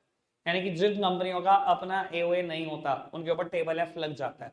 यानी कि अगर ये सबमिट ना करो आरओसी को तब भी कंपनी बन सकती है, पर ये सबमिट ना करो ऐसा हो नहीं सकता, इसके बिना कंपनी नहीं बनेगी। ठीक है जी। बेटा क्योंकि ये कंपनी की रिलेशन बताता है इनसाइडर्स के साथ, इनसाइडर मतलब अंदर वाले आदमियों के साथ, और ये कंपनी की रिलेशन बताता है आउटसाइडर के साथ, बाहर वाले लोगों के साथ। इसको कुछ लोग बोलते हैं doctrine of indoor management. Doctrine, doctrine मतलब rules and regulation, doctrine of indoor management के अंदर का मैनेजमेंट कैसे होगा, ये एओए डील करता है। टेबल एफ वर्ड याद रखना। बेटा MOA is further divided into 6 clauses. MOA के 6 अलग अलग टुकड़े होते हैं बाबू। पहले नाम है name clause, registered office clause, object clause, capital clause, liability clause, association clause. 6 टुकड़े होते हैं एमओए के, 6 नाम मैंने बताने की कोशिश करी। सबसे इंपॉर्टेंट होता है इसमें ऑब्जेक्ट क्लॉज। बेटा कोई भी कंपनी अगर कुछ ऑब्जेक्ट क्लॉज में लिखा है तो उसके बियॉन्ड नहीं जा सकती। जो पर्पस आपने लिख दिया ना कि मेरी कंपनी इस ऑब्जेक्टिव के लिए बनी है, आप उसके बियॉन्ड नहीं जा सकते। अगर कोई कंपनी अपने ऑब्जेक्ट क्लॉज के बियॉन्ड चली गई, बेटा it is considered as illegal act, it is considered as ultra vires act. Board of director को जेल जाना पड़ेगा अगर आप इसके बियॉन्ड चले। इसको कोई ठीक नहीं कर सकता दुनिया में। बस इतना ही रिवाइज कराना था बाबू। नोट्स आपके पास हैं, मैं स्क्रीन पर भी ले आता हूं। तरीका वही है करने का बाबू। चैप्टर नंबर 2 और 7 बाबू। पहले फिलअप मत करना, पहले कोशिश करना एमसीक्यूज को, एमसीक्यूज करना पहले, फटाफट से एमसीक्यूज करना। और चैप्टर नंबर 3 का डिस्कशन स्टार्ट कर रहे हैं, सब सामने देखेंगे मेरी तरफ, बिल्कुल सामने। रौनक भाई मैं कितना टोकूं, मुझे नहीं समझ में आ रहा बेटा। चैप्टर नंबर 3 का नाम है private, public and global enterprise. सब सामने देख रहे हैं बेटा, private, public and global enterprise. बेटा चैप्टर नंबर 2 ये कहता था कि अगर प्राइवेट सेक्टर धंधा करे तो 5 तरीके से कर सकता है, नहीं तो देख रहे हैं सब। प्राइवेट सेक्टर धंधा करे तो 5 तरीके से कर सकता है, sole proprietorship, partnership, company, HUF, cooperative society. Chapter number 3 कहता है अगर सरकार धंधा करे तो बेटा 3 तरीके से कर सकती है, departmental undertaking, statutory corporation, statutory corporation को ही हम बोलते हैं पब्लिक कॉर्पोरेशन, और तीसरा है नाम गवर्नमेंट कंपनी। तीनों अलग अलग तरीके से धंधा करती हैं। थोड़ी सी बात बाबू, अगर सरकार अपना 1 और मोर डिपार्टमेंट बनाकर धंधा करे तो उसको बोलते हैं डिपार्टमेंटल अंडरटेकिंग। सरकार अपने डिपार्टमेंट के थ्रू धंधा करती है, और ये डिपार्टमेंट कहाँ होते हैं बेटा? मिनिस्ट्रीज में। देखो इंडिया में रूल है बेटा, चाहे सेंट्रल गवर्नमेंट है चाहे स्टेट गवर्नमेंट है, पहले मिनिस्ट्रीज में बटी होती है, railway ministry, finance ministry, law ministry, education ministry, blah blah blah blah, बहुत सारी मिनिस्ट्री हैं। इन मिनिस्ट्री में फर्दर डिपार्टमेंट होते हैं। अगर सरकार उन डिपार्टमेंट के थ्रू धंधा करे उसे डिपार्टमेंटल अंडरटेकिंग बोला जाता है। जैसे सरकार धंधा करती है रेलवे, जैसे सरकार पोस्ट एंड टेलीग्राफ में धंधा करती है, तो बाबू ये एग्जाम्पल है जैसे सरकार डिफेंस का काम मैनेज करती है। ये डिपार्टमेंटल अंडरटेकिंग है। काम की बात ये बता रहा हूं, डिपार्टमेंटल अंडरटेकिंग हो या गवर्नमेंट हो, it is one and the same thing, there is no separately guarantee. पर बेटा अगर मैं बात करूं स्टैट्यूटरी कॉर्पोरेशन या पब्लिक कॉर्पोरेशन की या गवर्नमेंट कंपनी की, बेटा इसकी एंटिटी गवर्नमेंट से बिल्कुल सेपरेट होती है, यानी कि सरकार अलग चीज है और ये दोनों अलग चीज है। इन दोनों की एंटिटी सेपरेट होती है गवर्नमेंट ऑफ इंडिया से। स्टैट्यूटरी कॉर्पोरेशन या पब्लिक कॉर्पोरेशन कैसे बनती है? By passing a special act in the parliament. बेटा अगर आप पार्लियामेंट में स्पेशल एक नया कानून पास कर दो तो बेटा वो स्टैट्यूटरी कॉर्पोरेशन बन जाती है। जैसे कि एयर इंडिया के लिए स्पेशल कानून पास हुआ है, स्टेट बैंक ऑफ इंडिया के लिए स्पेशल कानून पास हुआ है, एलआईसी के लिए स्पेशल कानून पास हुआ। ठीक है जी। बाबू गवर्नमेंट कंपनी क्या होती है? अगर आप कोई नॉर्मल कंपनी बना दो और उसमें गवर्नमेंट 51% या उससे ज्यादा शेयर खरीद ले तो उसे गवर्नमेंट कंपनी बोलते हैं। और इंडिया में बेस्ट एग्जांपल है सेल, भेल एंड गेल। सेल, भेल एंड गेल। बेटा SAIL steel authority of India limited, भेल Bharat heavy electronics limited, GAIL gas authority of India limited. और आपको बता देता हूं 1 मार्क क्वेश्चन कंफर्म्ड, दुनिया में कोई ताकत इसको रोक नहीं सकती आपके पेपर में से। बाबू आपसे पूछा जाता है गवर्नमेंट कंपनी के शेयर किसके नाम से खरीदे जाते हैं? गवर्नमेंट कंपनी के शेयर इंडिया में प्रेसिडेंट के नाम से खरीदे जाते हैं, ध्यान रखना बात। ठीक है जी, ध्यान रखना है बात। गवर्नमेंट कंपनी के शेयर किसके नाम से खरीदे जाते हैं? प्रेसिडेंट ऑफ इंडिया के नाम से। ठीक है जी। उसके बाद बेटा इसमें 3 टॉपिक और हैं। पहला टॉपिक है ज्वाइंट वेंचर। ज्वाइंट वेंचर क्या होता है बेटा? जब 2 कंपनियां पार्टनरशिप कर लेती हैं उन्हें बोलते हैं ज्वाइंट वेंचर। ठीक है जी। इंडिया में बेस्ट एग्जांपल है हीरो होंडा, टाटा डोकोमो और मारुति सुजुकी। मैंने पूरे पूरे चैप्टर इन तीनों के एग्जांपल से समझाए हुए। ठीक है जी। मारुति सुजुकी, हीरो होंडा और बेटा टाटा डोकोमो याद रहेंगे। बाकी कोई याद रहना है, मारुति सुजुकी और हीरो होंडा वैसे सबको याद रह जाता। बाबू ज्वाइंट वेंचर करने के बिना 2 तरीके होते हैं, एक होता है कॉन्ट्रेक्चुअल एग्रीमेंट और एक होता है बेटा इक्विटी बेस्ड ज्वाइंट वेंचर। जो ये मैं बात कर रहा हूं ना, ये तीनों इक्विटी बेस्ड ज्वाइंट वेंचर है। इक्विटी बेस्ड ज्वाइंट वेंचर क्या होता है? आपने कंप्लीटली एक नई एंटिटी बनाई, एक नई कंपनी बनाई और दोनों कंपनियों ने आपने 50-50% शेयर खरीद लिए, मारुति ने भी और सुजुकी ने भी। क्या किया यहाँ पर? एक नई एंटिटी बनाई, नाम रखा हीरो होंडा, नई कंपनी बनाई, नई कंपनी रजिस्टर्ड कराई, हीरो ने भी 50% शेयर खरीद लिया, होंडा ने भी। इसे बोलते हैं इक्विटी बेस्ड ज्वाइंट वेंचर, जहां इक्विटी शेयर का बंटवारा होता है। कॉन्ट्रेक्चुअल ज्वाइंट वेंचर क्या होता है? कॉन्ट्रेक्चुअल एग्रीमेंट क्या होता है? जहां आपने कोई नई एंटिटी नहीं बनाई, कॉन्ट्रैक्ट कर लिया और कॉन्ट्रैक्ट से दो कंपनियों ने पार्टनरशिप कर ली, कॉन्ट्रैक्ट लिखा बस आपस में, कोई नई कंपनी नहीं बनाई। मान लो अगर ऐसा करते, हीरो एक अलग कंपनी है, होंडा एक अलग कंपनी है, इन्होंने पार्टनरशिप कर ली कॉन्ट्रैक्ट से कि हम इतने साल तक इकट्ठे रहेंगे और काम करेंगे, उसके बाद फॉर्म बंद कर देंगे, तो बेटा ये कोई नई एंटिटी तो नहीं बनी, इससे बेटा बोलते हैं हम कॉन्ट्रैक्चुअल एग्रीमेंट से ज्वाइंट वेंचर हुआ। ठीक है, ये वैसे तीनों example equity based joint venture के। ठीक है बाबू, ज्वाइंट वेंचर में एक चीज आती है पेपर में, ज्यादातर आती है पेपर में, पीपीपी मॉडल। ये क्या होता है बेटा, इससे हम बोलते हैं पब्लिक प्राइवेट पार्टनरशिप। पब्लिक मतलब सरकार, प्राइवेट मतलब हमारा सेक्टर, प्राइवेट सेक्टर। बेटा कभी कभी सरकार प्राइवेट सेक्टर के साथ भी पार्टनरशिप कर लेती है। बेटा ज्यादातर ऐसे प्रोजेक्ट को चलाने के लिए जिसमें ह्यूज फाइनेंसेस की जरूरत है, मेनली बेटा जो सेक्टर है जिसमें ज्यादा पैसों की जरूरत होती है उस सेक्टर को बोलते हैं इंफ्रा सेक्टर, इंफ्रास्ट्रक्चर वाला सेक्टर।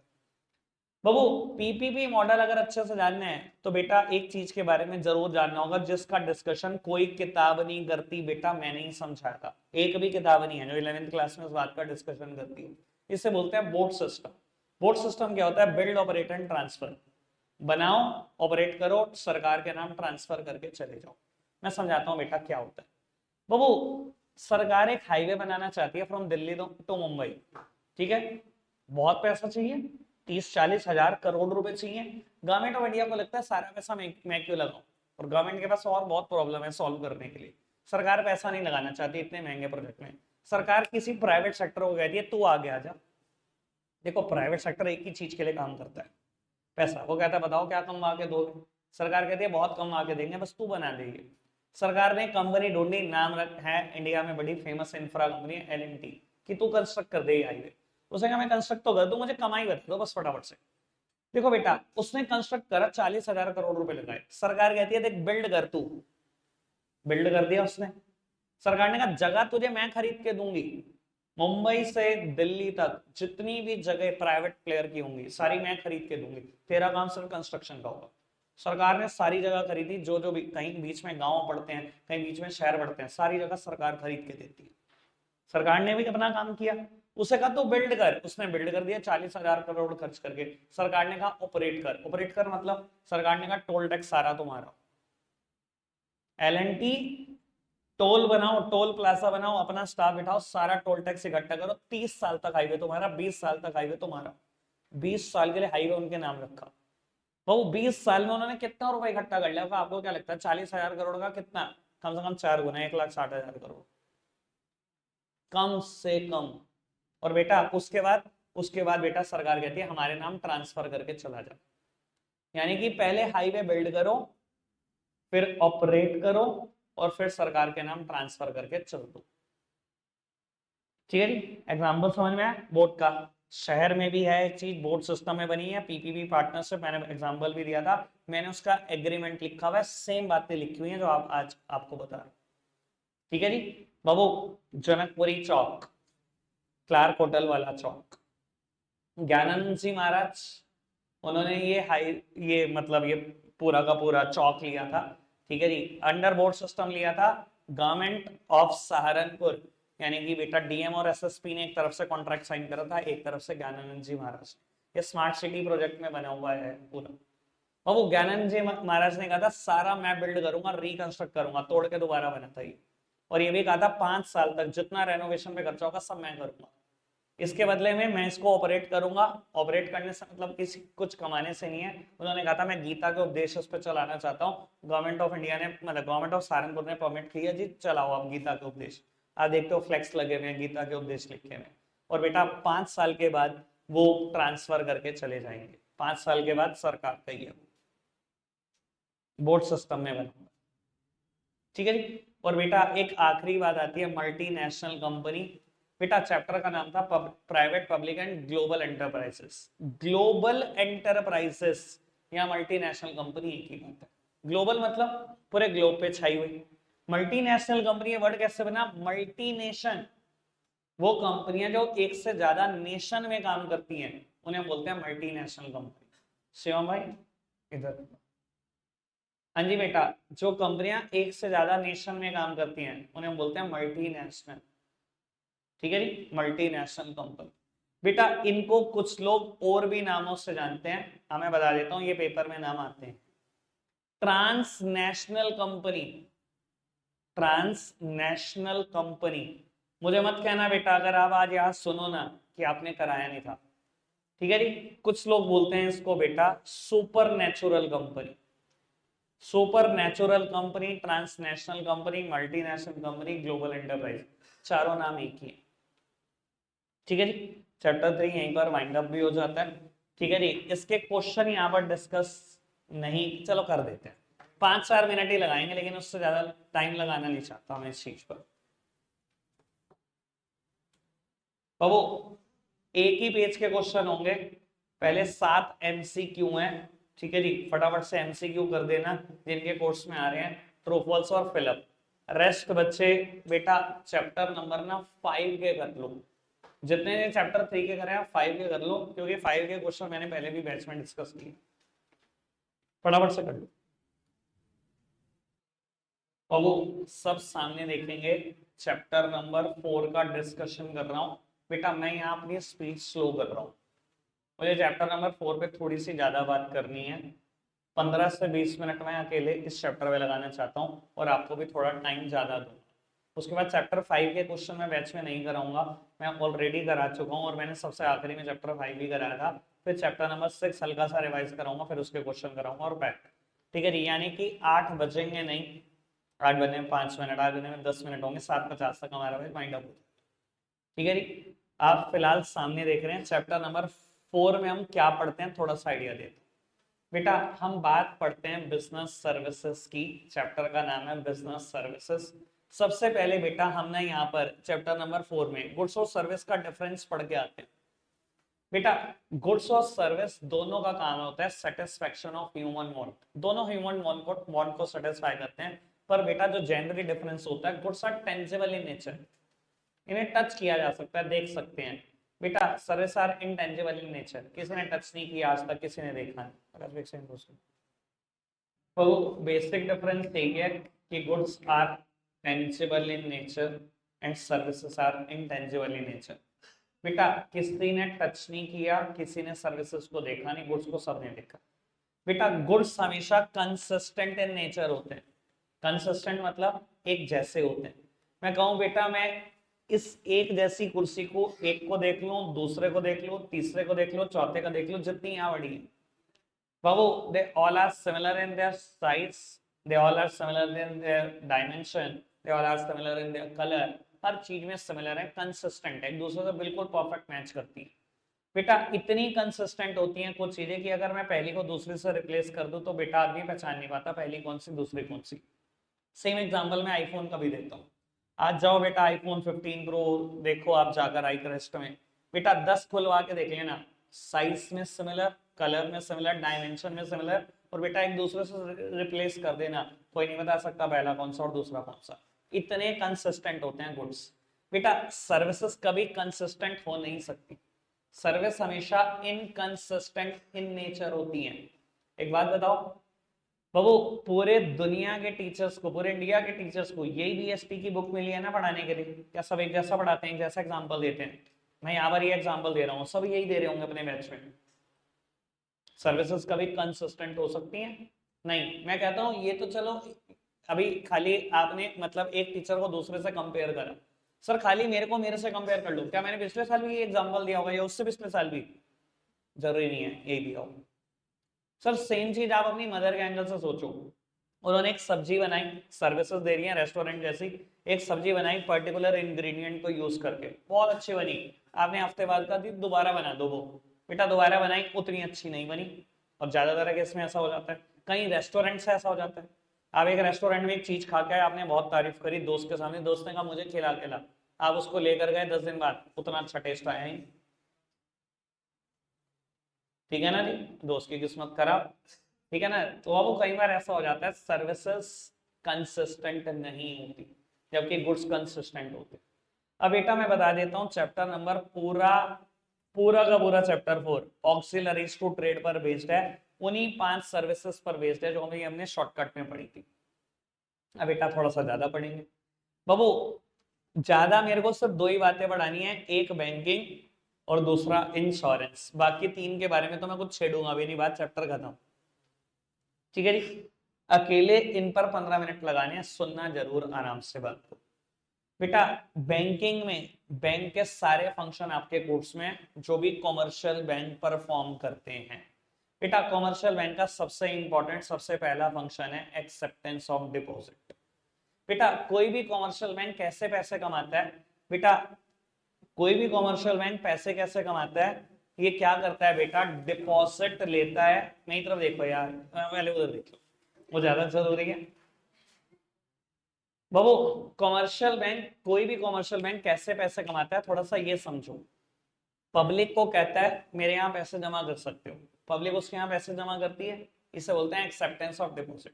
और इसी पैसे को वो लोन पर चढ़ाता है।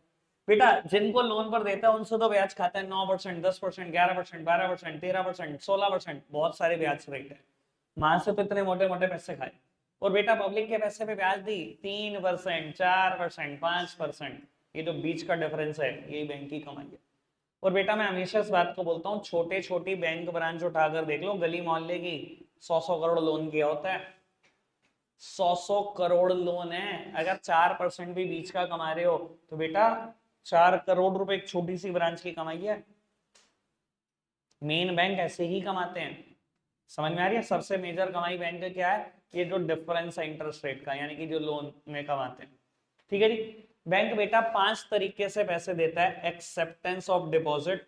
बेटा 5 तरीके से बैंक पैसे देता है। ठीक है जी। सिर्फ नाम नाम बोलूंगा बेटा, मैं ज्यादा अंदर के डिस्कशन में बोल लूंगा नहीं।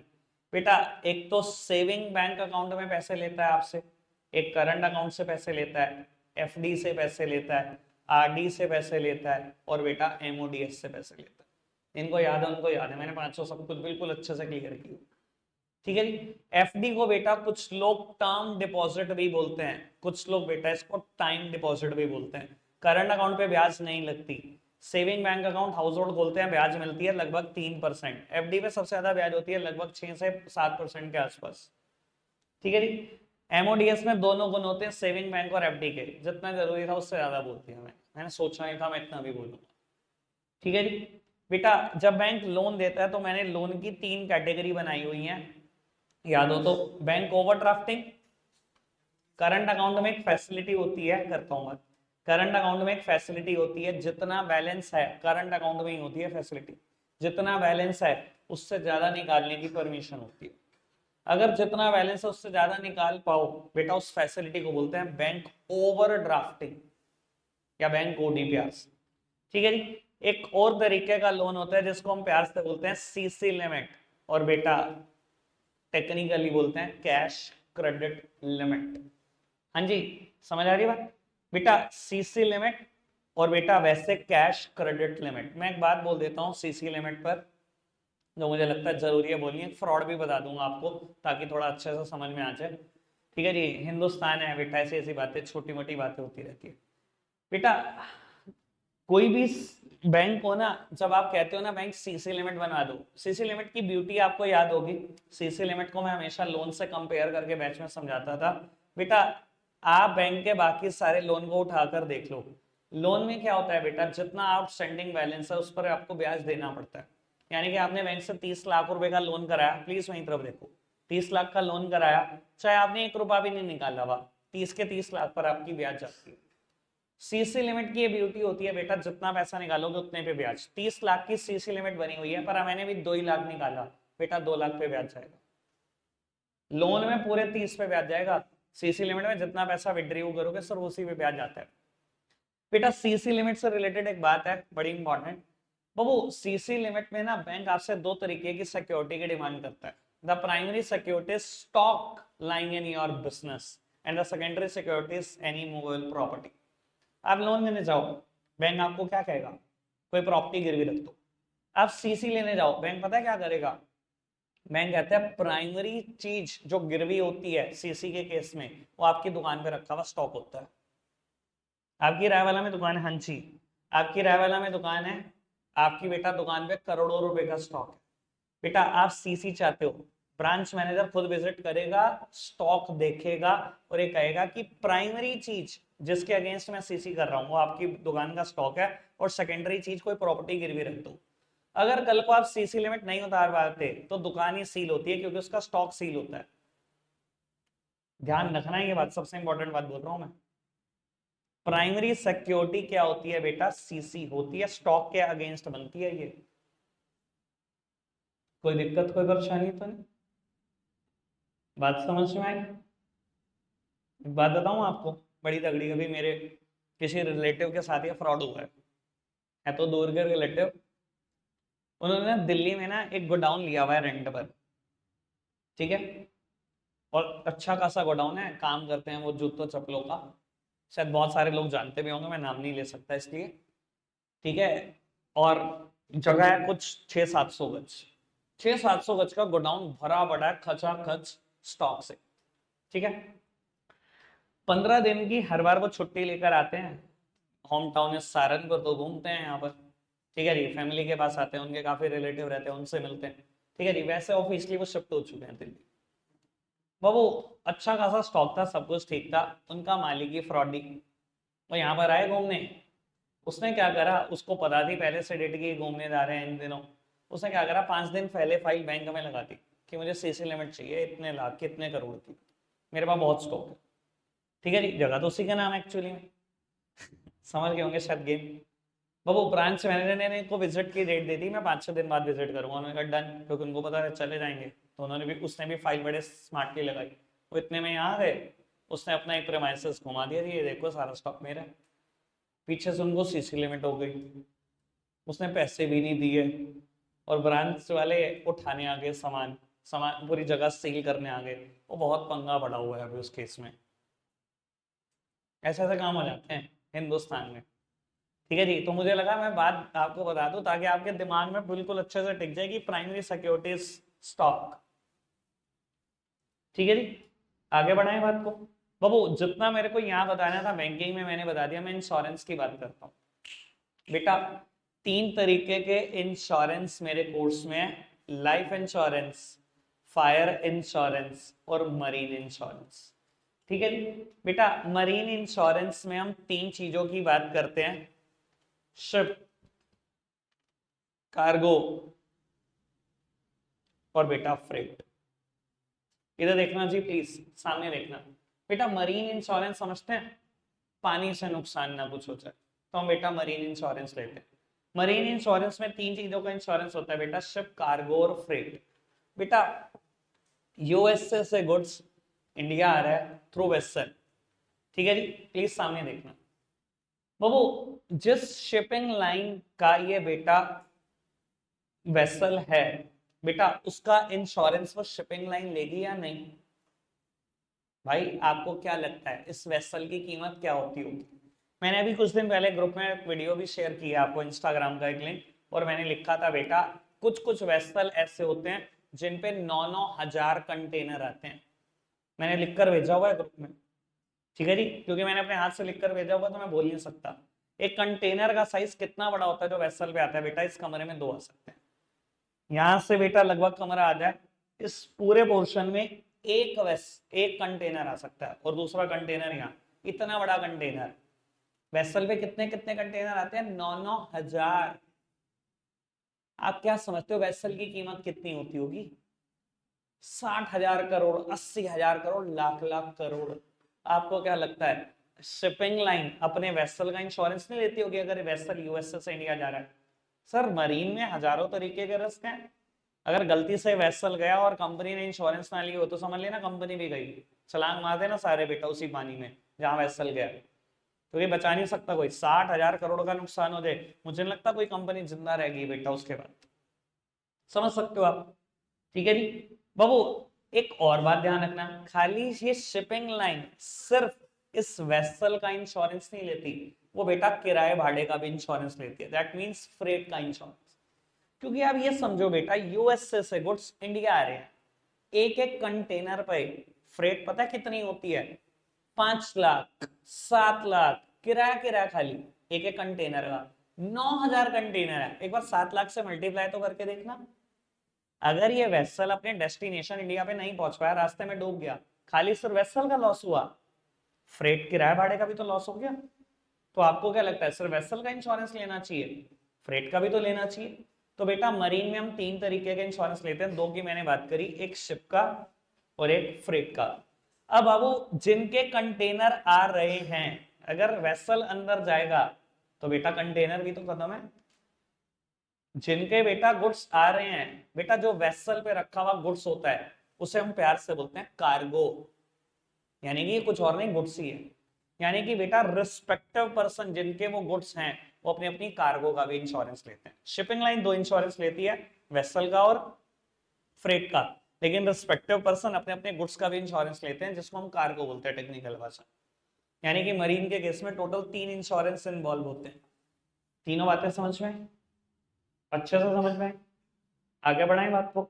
अब वो लाइफ इंश्योरेंस में subject matter is human life, हमारी लाइफ का इंश्योरेंस हो रहा है। और फायर इंश्योरेंस में हम अपनी किसी भी प्रॉपर्टी का इंश्योरेंस ले सकते हैं, इधर बेटा फैक्ट्री और घर और बेटा हमारा व्हीकल, कुछ भी।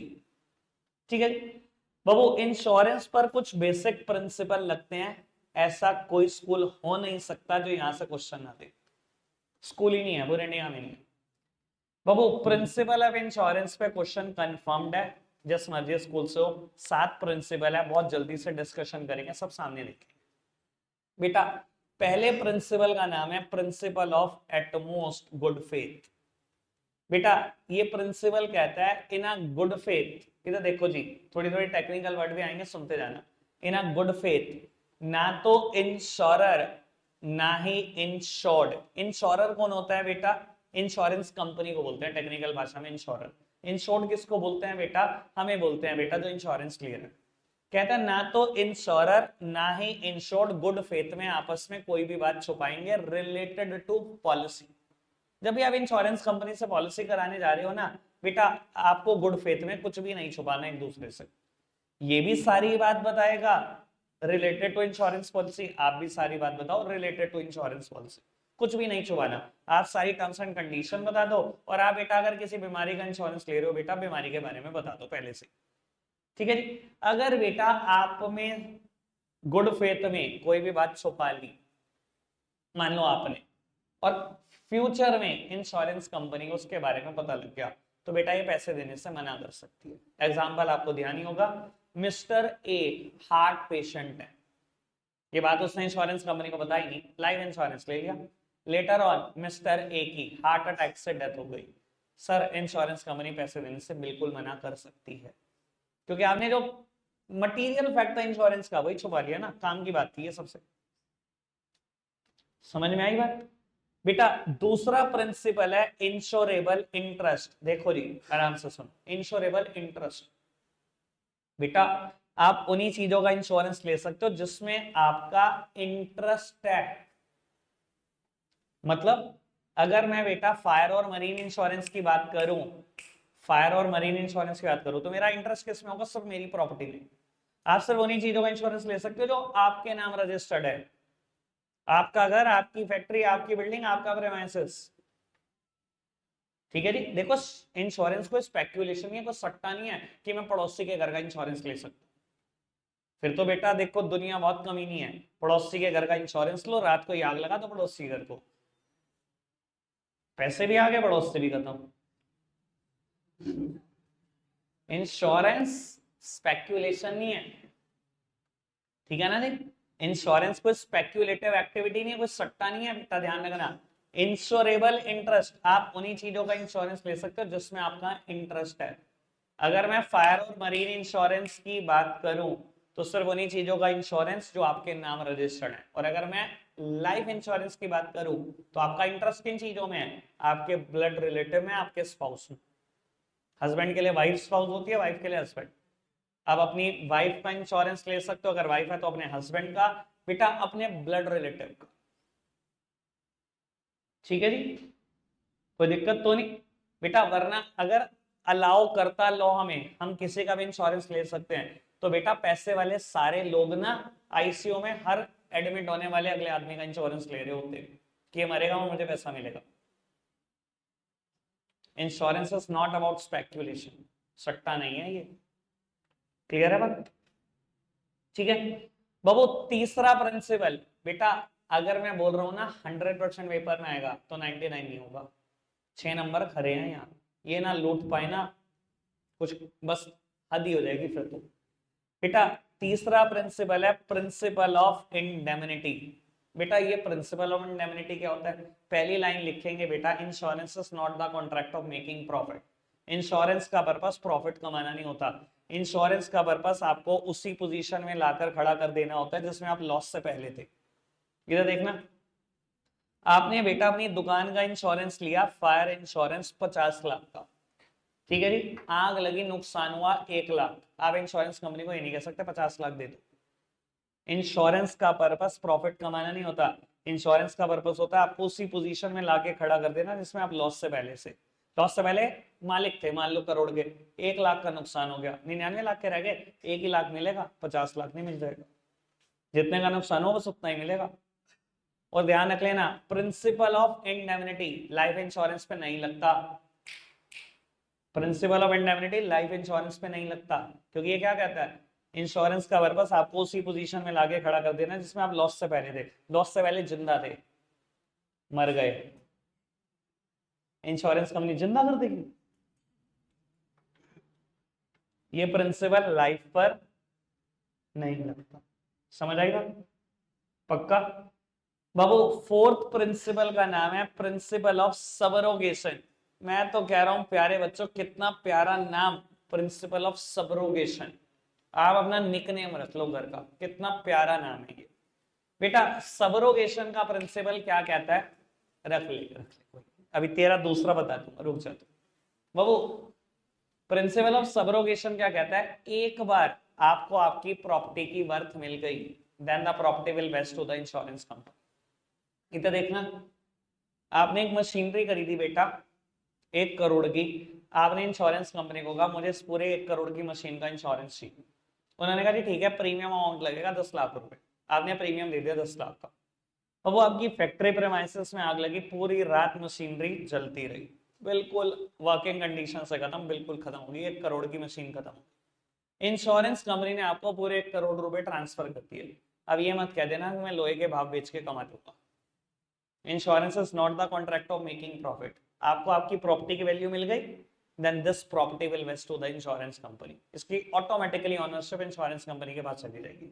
इंश्योरेंस कंपनी क्या करे उसका वो जाने, आपकी नहीं है वो। ये मत कह देना 1 करोड़ के मिलने के बाद भी मैं लोहे के भाव बेचूंगा, 20-50 हजार और आ जाएंगे। समझ आई बात? This is principle of subrogation. बेटा पांचवा प्रिंसिपल सबसे आसान, प्रोक्सीमेट कॉज। इसको बेटा कुछ बुक कॉजा प्रॉक्सिमा भी लिखती हैं। प्रॉक्सिमेट कॉज कहता है बेटा उसी कॉज से नुकसान होना चाहिए जिसके लिए मैंने इंश्योरेंस लिया। इधर देखना, आपने फायर इंश्योरेंस लिया, आग लगेगी तो ही पैसे मिलेंगे। फायर इंश्योरेंस लिया ना, पानी से नुकसान हो गया, लैंडर टूट गया, चोरी हो गई, सर कोई पैसा नहीं मिलेगा। फायर इंश्योरेंस लिया तो आग से नुकसान होना चाहिए तो पैसे। मरीन इंश्योरेंस लिया, पानी से नुकसान होना चाहिए तो ही पैसे मिलेंगे। यानी कि एप्रोप्रिएट कॉज भी वही होना चाहिए जिससे मैंने इंश्योरेंस लिया है। समझ आई बात? ठीक है बाबू। सिक्स्थ प्रिंसिपल का नाम है प्रिंसिपल ऑफ मिटिगेशन। जो बच्चे अपना नाम सबरोगेशन नहीं रख पाए वो ये रख लें, प्रिंसिपल ऑफ मिटिगेशन। बेटा प्रिंसिपल ऑफ मिटिगेशन बोलता है आपको आपकी प्रॉपर्टी की टेक केयर बिल्कुल वैसे ही करनी है जैसे आप इंश्योरेंस लेने से पहले करते। इधर देखना बाबू, आपने आज इंश्योरेंस ले लिया फायर इंश्योरेंस, और आपकी फैक्ट्री में आग लग गई, और आपने कहा कोई दिक्कत नहीं, ठंड बहुत हो रही है, हाथ सेक लेता हूँ, ठीक मैंने तो इंश्योरेंस ले रखा है, सुबह पैसे मिल जाएंगे मुझे। सर नहीं, प्रिंसिपल ऑफ मिटिगेशन बोलता है आपको आपकी प्रॉपर्टी की टेक केयर बिल्कुल वैसे ही करनी है जैसे इंश्योरेंस लेने से पहले करते। इंश्योरेंस लेने से पहले क्या करते? पानी आग बुझाने की पूरी कोशिश करते हैं, हर संभव फायर स्टेशन भी कॉल करते। जो जो आप मेजर लेते हैं वही सब लो। अगर इंश्योरेंस कंपनी को बाद में पता लगा ना आपने कोई मेजर नहीं लिया, सर वो तो बेईमान वैसे भी हैं और जल्दी हो जाएंगे। ठीक है जी, मैं वैसे में बताता हूँ, मुझे इनसे कमीना आदमी कोई लगता ही नहीं है दुनिया में, इंश्योरेंस कंपनी से बड़ा, और एक्चुअली में है भी नहीं कोई। चलो जी, और बेटा seventh principle is principle of contribution. जिनका नाम सबरोगेशन नहीं पढ़ा, मिटिगेशन नहीं पढ़ा, उनका नाम कॉन्ट्रीब्यूशन तो पढ़ी जाना चाहिए। बाबू प्रिंसिपल ऑफ कॉन्ट्रीब्यूशन क्या कहता है बेटा, अगर आपने एक ही चीज का इंश्योरेंस दो तीन इंश्योरेंस कंपनी से रखा, मान लो बेटा अपने घर का एक इंश्योरेंस कंपनी से भी ले रखा, दूसरी से भी, तीसरी से भी, बाबू एक से इंश्योरेंस ले रखा 30 लाख का, एक से 20 लाख का, एक से 10 लाख का, सामने देखना, और नुकसान हो गया 15 लाख रुपए। अब ये मत कह देना अलग अलग को सबको, लाओ जी 15 आप ले आओ, 15 आप ले आओ, चलो आपने 10 का किया 10 आप भी ले आओ। Sir insurance is not the contract of making profit. 15 lakh का नुकसान हुआ, तीनों से 15-15 ले लोगे क्या? 45 लाख ले लोगे?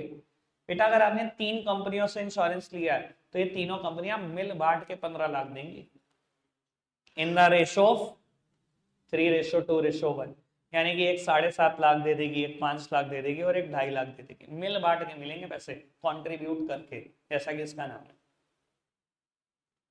ठीक है जी, चैप्टर 4 को भी विराम देते हैं, फटाफट से इसके क्वेश्चन करने शुरू कर।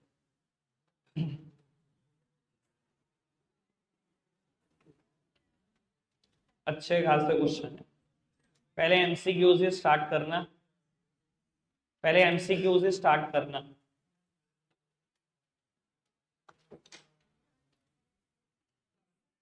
बहु आखिरी 12 मिनट, अब जितना पेशेंस से शुरू के 4 चैप्टर सुने हैं बेटा, उतनी पेशेंस से ये चैप्टर भी सुन। ठीक है जी, सिर्फ 10 से 12 मिनट ही मैं लूंगा, इससे ज्यादा मैं मिनट नहीं लूंगा आपके, आप सब सामने देख रहे हैं, सुरभि जसप्रीत। बाबू अगर इतना डिसिप्लिन अभी तक दिखाया तो आगे भी दिखा, कुछ नहीं होता, ठीक है ना, आपसे ज्यादा ही थकाऊंगा, कम नहीं। एक बार यहाँ आगे बोल के देख लो, 1 घंटा लगातार, पता लग जाएगा। चलो जी, कोई नहीं बात, मालिक आपको जल्दी बचाए यहाँ तक। इधर देखना बेटा, एक टॉपिक एक टॉपिक पेपर में मस्ट कम क्वेश्चन है, चैप्टर नंबर 6 से गारंटेड आएगा, ना आने का सवाल पैदा नहीं होता। टॉपिक का नाम है बेटा social responsibility towards various stakeholder, या social responsibility towards various interest group. बेटा आपका बिजनेस जिन भी लोगों के साथ एसोसिएटेड होता है उन लोगों को बेटा स्टेक होल्डर्स, एक बिजनेस में जितने भी लोग एसोसिएटेड होते हैं उन सबको बोला जाता है स्टेक होल्डर, और सबके लिए आपकी कोई ना कोई सोशल रिस्पॉन्सिबिलिटी बैठती है। सोशल रिस्पॉन्सिबिलिटी मतलब प्रॉफिट को साइड छोड़ दो, उनके भले के लिए कोई ना कोई चीज जरूर बैठती है।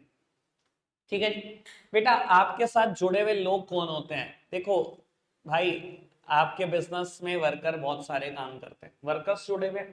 आपके बिजनेस में अगर आप कंपनी हो तो बहुत सारे शेयर होल्डर हैं जिन्होंने आपकी कंपनी में पैसे इन्वेस्ट किए हुए हैं। आपके बिजनेस में बेटा आपके कस्टमर्स जुड़े हुए हैं जिनको आप सामान बेचते हो। आपके बिजनेस में आपके सप्लायर्स जुड़े हुए हैं जिनसे आप सामान खरीदते हो। आपके बिजनेस से बेटा गवर्नमेंट जुड़ी हुई है जो आपसे टैक्सेस एक्सपेक्ट करती है। आपके बिजनेस से सोसाइटी या कम्युनिटी जुड़ी हुई है बेटा। बाबू सबके लिए आपकी कोई ना कोई सोशल रिस्पॉन्सिबिलिटी बैठती है। मैंने एक ही दिन में चैप्टर पिछली बार खत्म करा था, 1.25 घंटे में। सबके लिए 3-3 सोशल रिस्पॉन्सिबिलिटी मैंने पेपर में कहा था जरूर लिखना। मैं एक एक दो दो की बात अभी भी कर रहा हूँ, थोड़ा सा भगाकर। बाबू वर्कर के लिए हमारी रिस्पॉन्सिबिलिटी क्या है बेटा? उनको वेजेस टाइम पर दे, उनको better working condition, better environment दे, खत्म बात। शेयर होल्डर के लिए क्या है बाबू? उनको सेफ्टी ऑफ इन्वेस्टमेंट ले, उनके पैसे लेके ना भाग जाए, उनको ट्रू फाइनेंशियल पोजीशन दिखाए कि कंपनी में क्या चल रहा है। कस्टमर के लिए क्या है? Better quality product at reasonable prices, उनकी ग्रीवेंसेस, उनकी कंप्लेन को भी हैंडल करे बेटा। बाबू सप्लायर के लिए क्या है रिस्पॉन्सिबिलिटी? उनको गाइड करें कि बेटर क्वालिटी प्रोडक्ट दे, जितना मर्जी अच्छा देता हो उनको ये कहो और बेटर दे, और बेटर दे। अगर वो बेटा अपने प्रोडक्ट की क्वालिटी आपके कहने पे 21 भी कर देगा 20 से, तो बेटा सोसाइटी का भला उससे हो जाए। तो बेटा उनको गाइड करना है, बेटर क्वालिटी प्रोडक्ट दो, और कुछ ना कुछ ऑर्डर स्मॉल स्केल इंडस्ट्रीज को भी प्लेस कर। बेटा आप सारे ऑर्डर लार्ज स्केल इंडस्ट्रीज को दे रहे हैं, जैसे इंडिया की स्मॉल स्केल इंडस्ट्री तबाह रही है, तो कुछ ना कुछ ऑर्डर का पोर्शन स्मॉल स्केल को भी दो। बेटा गवर्नमेंट के लिए आपकी रिस्पॉन्सिबिलिटी है, टैक्सेस टाइम पर पे करो, इंडिया के सारे रूल्स एंड रेगुलेशन को पूरा करो, मतलब लॉ ऑफ द लैंड, और कुछ सोशल प्रॉब्लम को सॉल्व करने में गवर्नमेंट ऑफ इंडिया की भी हेल्प करो। गवर्नमेंट सारी सोशल प्रॉब्लम अकेले नहीं सॉल्व कर सकती। आंध्रा और तेलंगाना में भी बाढ़ आई हुई है। बेटा आपको क्या लगता है सरकार अकेले सारी प्रॉब्लम सॉल्व कर देगी? सवाल ही पैदा नहीं होता। बेटा लोगों की हेल्प सरकार को हमेशा ही चाहिए। ठीक है ना। अगर कोविड में बेटा इतने लोग इतने और लोगों को खाना ना खिलाते, सरकार कभी नहीं खिला सकती भाई।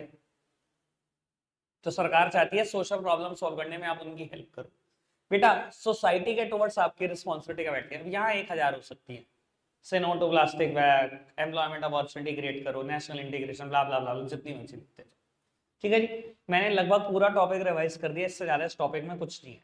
बेटा अगर मैं सोशल रिस्पॉन्सिबिलिटी की बात करूं तो 3-4 तरीके की है, 4 तरीके की है। पहली है इकोनॉमिक रिस्पॉन्सिबिलिटी, दूसरी लीगल, तीसरी इथिकल और चौथा है अदर डिस्क्रिशनरी रिस्पॉन्सिबिलिटी। बेटा ध्यान रखना इन चारों में से एक ही रिस्पॉन्सिबिलिटी जिसको मानना कंपलसरी है, वो लीगल रिस्पॉन्सिबिलिटी। लीगल रिस्पॉन्सिबिलिटी मतलब लॉ ऑफ द लैंड। बेटा अगर ये नहीं मानोगे ना, इसको ना मानने पर पेनल्टी है, बाकी किसी को ना मानने पर कोई पेनल्टी नहीं है, ये मानना कंपलसरी है। इकोनॉमिक रिस्पॉन्सिबिलिटी क्या कहती है कि आप बेटर क्वालिटी प्रोडक्ट दो एट रीजनेबल प्राइसेस। कितनी कंपनियां मानती हैं इसको? बहुत कम। Better quality at reasonable price कौन देता है? कह दो ऑडी को दे दे भाई 20 लाख में, देती नहीं, वो तो 1 करोड़ के एरिया। ठीक है जी sir, better quality product at reasonable prices किसी के लिए मानना जरूरी नहीं है, माननी है मान लो, नहीं माननी ना मानो। बेटा इथिकल रिस्पॉन्सिबिलिटी, इथिकल रिस्पॉन्सिबिलिटी बेटा आपकी मोरल वैल्यूज से रिलेट करती है, आपकी इथिक्स से रिलेट करती है। मैंने बैच में भी ये एग्जांपल दिया था बेटा, और सबके इथिक्स अलग अलग है, किसी के मैच नहीं कर सकते किसी से। ठीक है जी, सबके संस्कार अलग है ना। बेटा showing a female candidate in a male product ad कितना इथिकल है? मेल शेविंग क्रीम का एड, मेल डिओड्रेंट का एड, फीमेल से ऐड करा रहे हो, कितने इथिक्स? बेटा उसके बाद डिस्क्रिशनरी रिस्पॉन्सिबिलिटी, या बेटा किसी एक पर्टिकुलर रिलीजन को या उनके सेंटिमेंट्स को हर्ट करना एड में, यार ये तो एथिक्स है नहीं ना।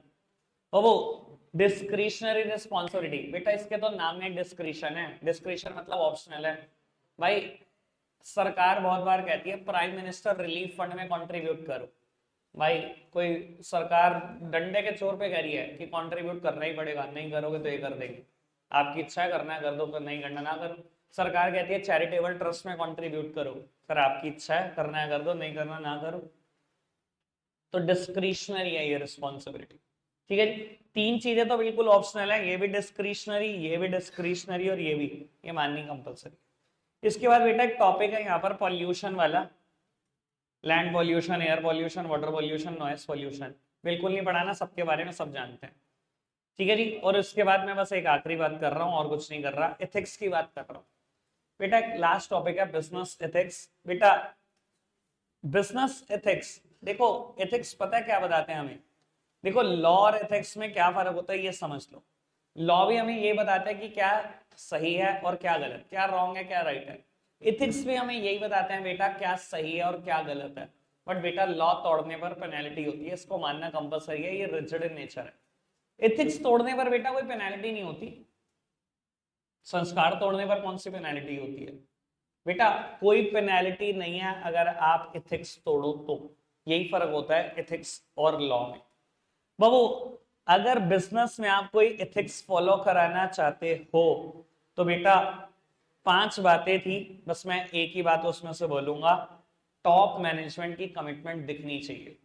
अगर आपको लगता है ना मेरे को बेटा अपने बिजनेस में कोई चीज फॉलो करवानी है, जैसे कि मैं अपना एग्जांपल देता हूँ, ऑल्दो एग्जांपल के लायक तो मैं हूं नहीं। बेटा अगर मैं आपको ये कह दूं कि आप रोज टाइम पर आओगे, ये एथिक्स बना दिया हमने। ठीक है जी, और मैं खुद कभी टाइम पे ना हूं, आपको तो कह दूं और मैं कभी ना हूं, एक बात बताओ कोई आएगा? 2 दिन आ जाएगा, 3 दिन आ जाएगा, उसके बाद कभी कोई नहीं आएगा। सर अगर जिंदगी में एथिक्स फॉलो कराने हैं ना, सबसे पहले बेटा टॉप मैनेजमेंट में दिखना चाहिए, उनके कंडक्ट में दिखनी चाहिए बात। मैंने वैसे में एग्जांपल दिया था, इन्होंने एक एथिक्स बनाया, no smoking in the business premises, कि बिजनेस प्रेमाइसेस में कोई स्मोकिंग नहीं करेगा। और ये बात जब टॉप लेवल बता रहा है सबको, तो हाथ में सिगरेट है। सर कभी फॉलो होगा ये एथिक्स? सवाल ही पैदा नहीं होता। तो बेटा जो चीजें आप दूसरों से फॉलो कराना चाह रहे हो ना, सबसे पहले आपके खुद के कंडक्ट में दिखनी चाहिए, तो इथिक्स फॉलो होते हैं। ठीक है जी, ये चैप्टर का क्रक्स था। ठीक है जी, और मुझे नहीं लगता इसके बाहर कोई भी क्वेश्चन मैंने दिया होगा आपको। ठीक है जी, एक बार अगर एक सेकंड पोस्ट करना बाबू, चैप्टर नंबर 6 के 1 मार्कर्स एमसीक्यू सिर्फ 8 है, सबसे पहले यही निपटाएंगे। फिर बेटा फिलिप्स, देन ट्रू फॉल्स, और एक बार मैं स्क्रीन पर इनके आंसर भी लेकर आऊंगा चैप्टर 6 के। ठीक है जी, फटाफट से कर दो बेटा, 4 मिनट के अंदर अंदर कर दो ताकि हम स्क्रीन पर आंसर ले आए क्लास में। बेटा जो चीजें नॉर्मली किसी बुक में नहीं मिलेंगी वही बेटा पेपर में सबसे ज्यादा आएंगी, ध्यान रखना। अगर पेपर मुश्किल बनाना हो तो, जो कि बनाना है रेनबो वालों को, तो बेटा एक क्वेश्चन ये थर्ड पढ़ना, कहता था अर्लियर अप्रोच ऑफ कैविएट एम्पटर, ये एक लैटिन लैंग्वेज का वर्ड है, इसका मतलब ही मैं बताता हूं, has now been change to caveat वेंडेटर।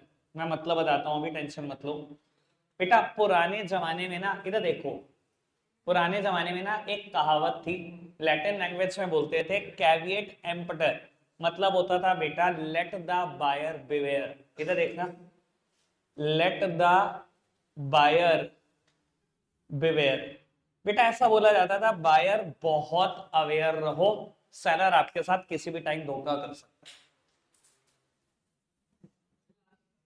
कोई नहीं, मैं बताता हूँ लास्ट तो। बेटा ऐसा बोला जाता था लेट द बायर बिवेयर, कि बायर तुम अवेयर रहो, तुम्हारे साथ धोखा कर लेगा सेलर किसी भी टाइम। देखो पुराने जमाने में ना बेटा seller is the king of market, seller को ना मार्केट का किंग बोला जाता था, क्योंकि बेटा इंडिया में ना बहुत ही कम सेलर थे और इंडियन मार्केट 80 करोड़ लोगों की थी। लेकिन बेटा जब आपने ग्लोबलाइजेशन करा और इतने सारे प्लेयर मार्केट में आ गए प्रोडक्ट बनाने वाले, now who is the king of market? Now the consumer is the king of market. Consumer के नखरे इतने, कंज्यूमर जो चाहता है कंपनीज वो बनाती हैं, और हर कंपनी कंज्यूमर को अट्रैक्ट करने में लगी हुई है। बेटा आज की तारीख में कहावत बदल के होगी कैविएट वेंडेटर, मतलब लेट द सेलर बिवेयर, कि सेलर तुझे बिवेयर रहना है। आज की तारीख में कस्टमर के पास बहुत सारी चॉइसेस हैं, कभी भी तुझे छोड़ देगा, किसी और के पास पहुंचेगा। एक ही सामान बनाने वाली बहुत कंपनियां हैं, समझ आई बात? कैविएट एम्पटर, आज नाम हो गया कैविएट वेंडेटर। ठीक है जी, आकाश भाई लाना जरा सॉल्यूशन फटाफट से चैप्टर 6 के। बाबू ये फिलअप के आंसर हैं, 9 फिलअप के आंसर ही हैं चैप्टर 6 के। आगे बढ़ाओ जी। ये बेटा ट्रू फॉल्स हैं, 3, 5 और 7 ट्रू, बाकी सारे फॉल्स।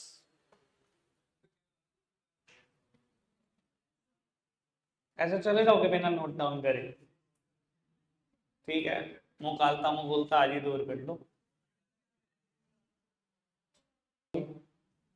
एमसीक्यूज के आंसर ये हैं बेटा।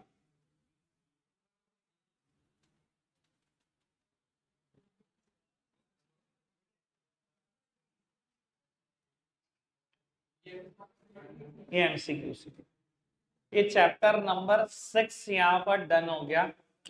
बाबू चैप्टर नंबर फर्स्ट के आंसर दिखाए थे और 6 के दिखाए, बीच के किसी चैप्टर के नहीं दिखाए ना, 2, 3, 4, 5।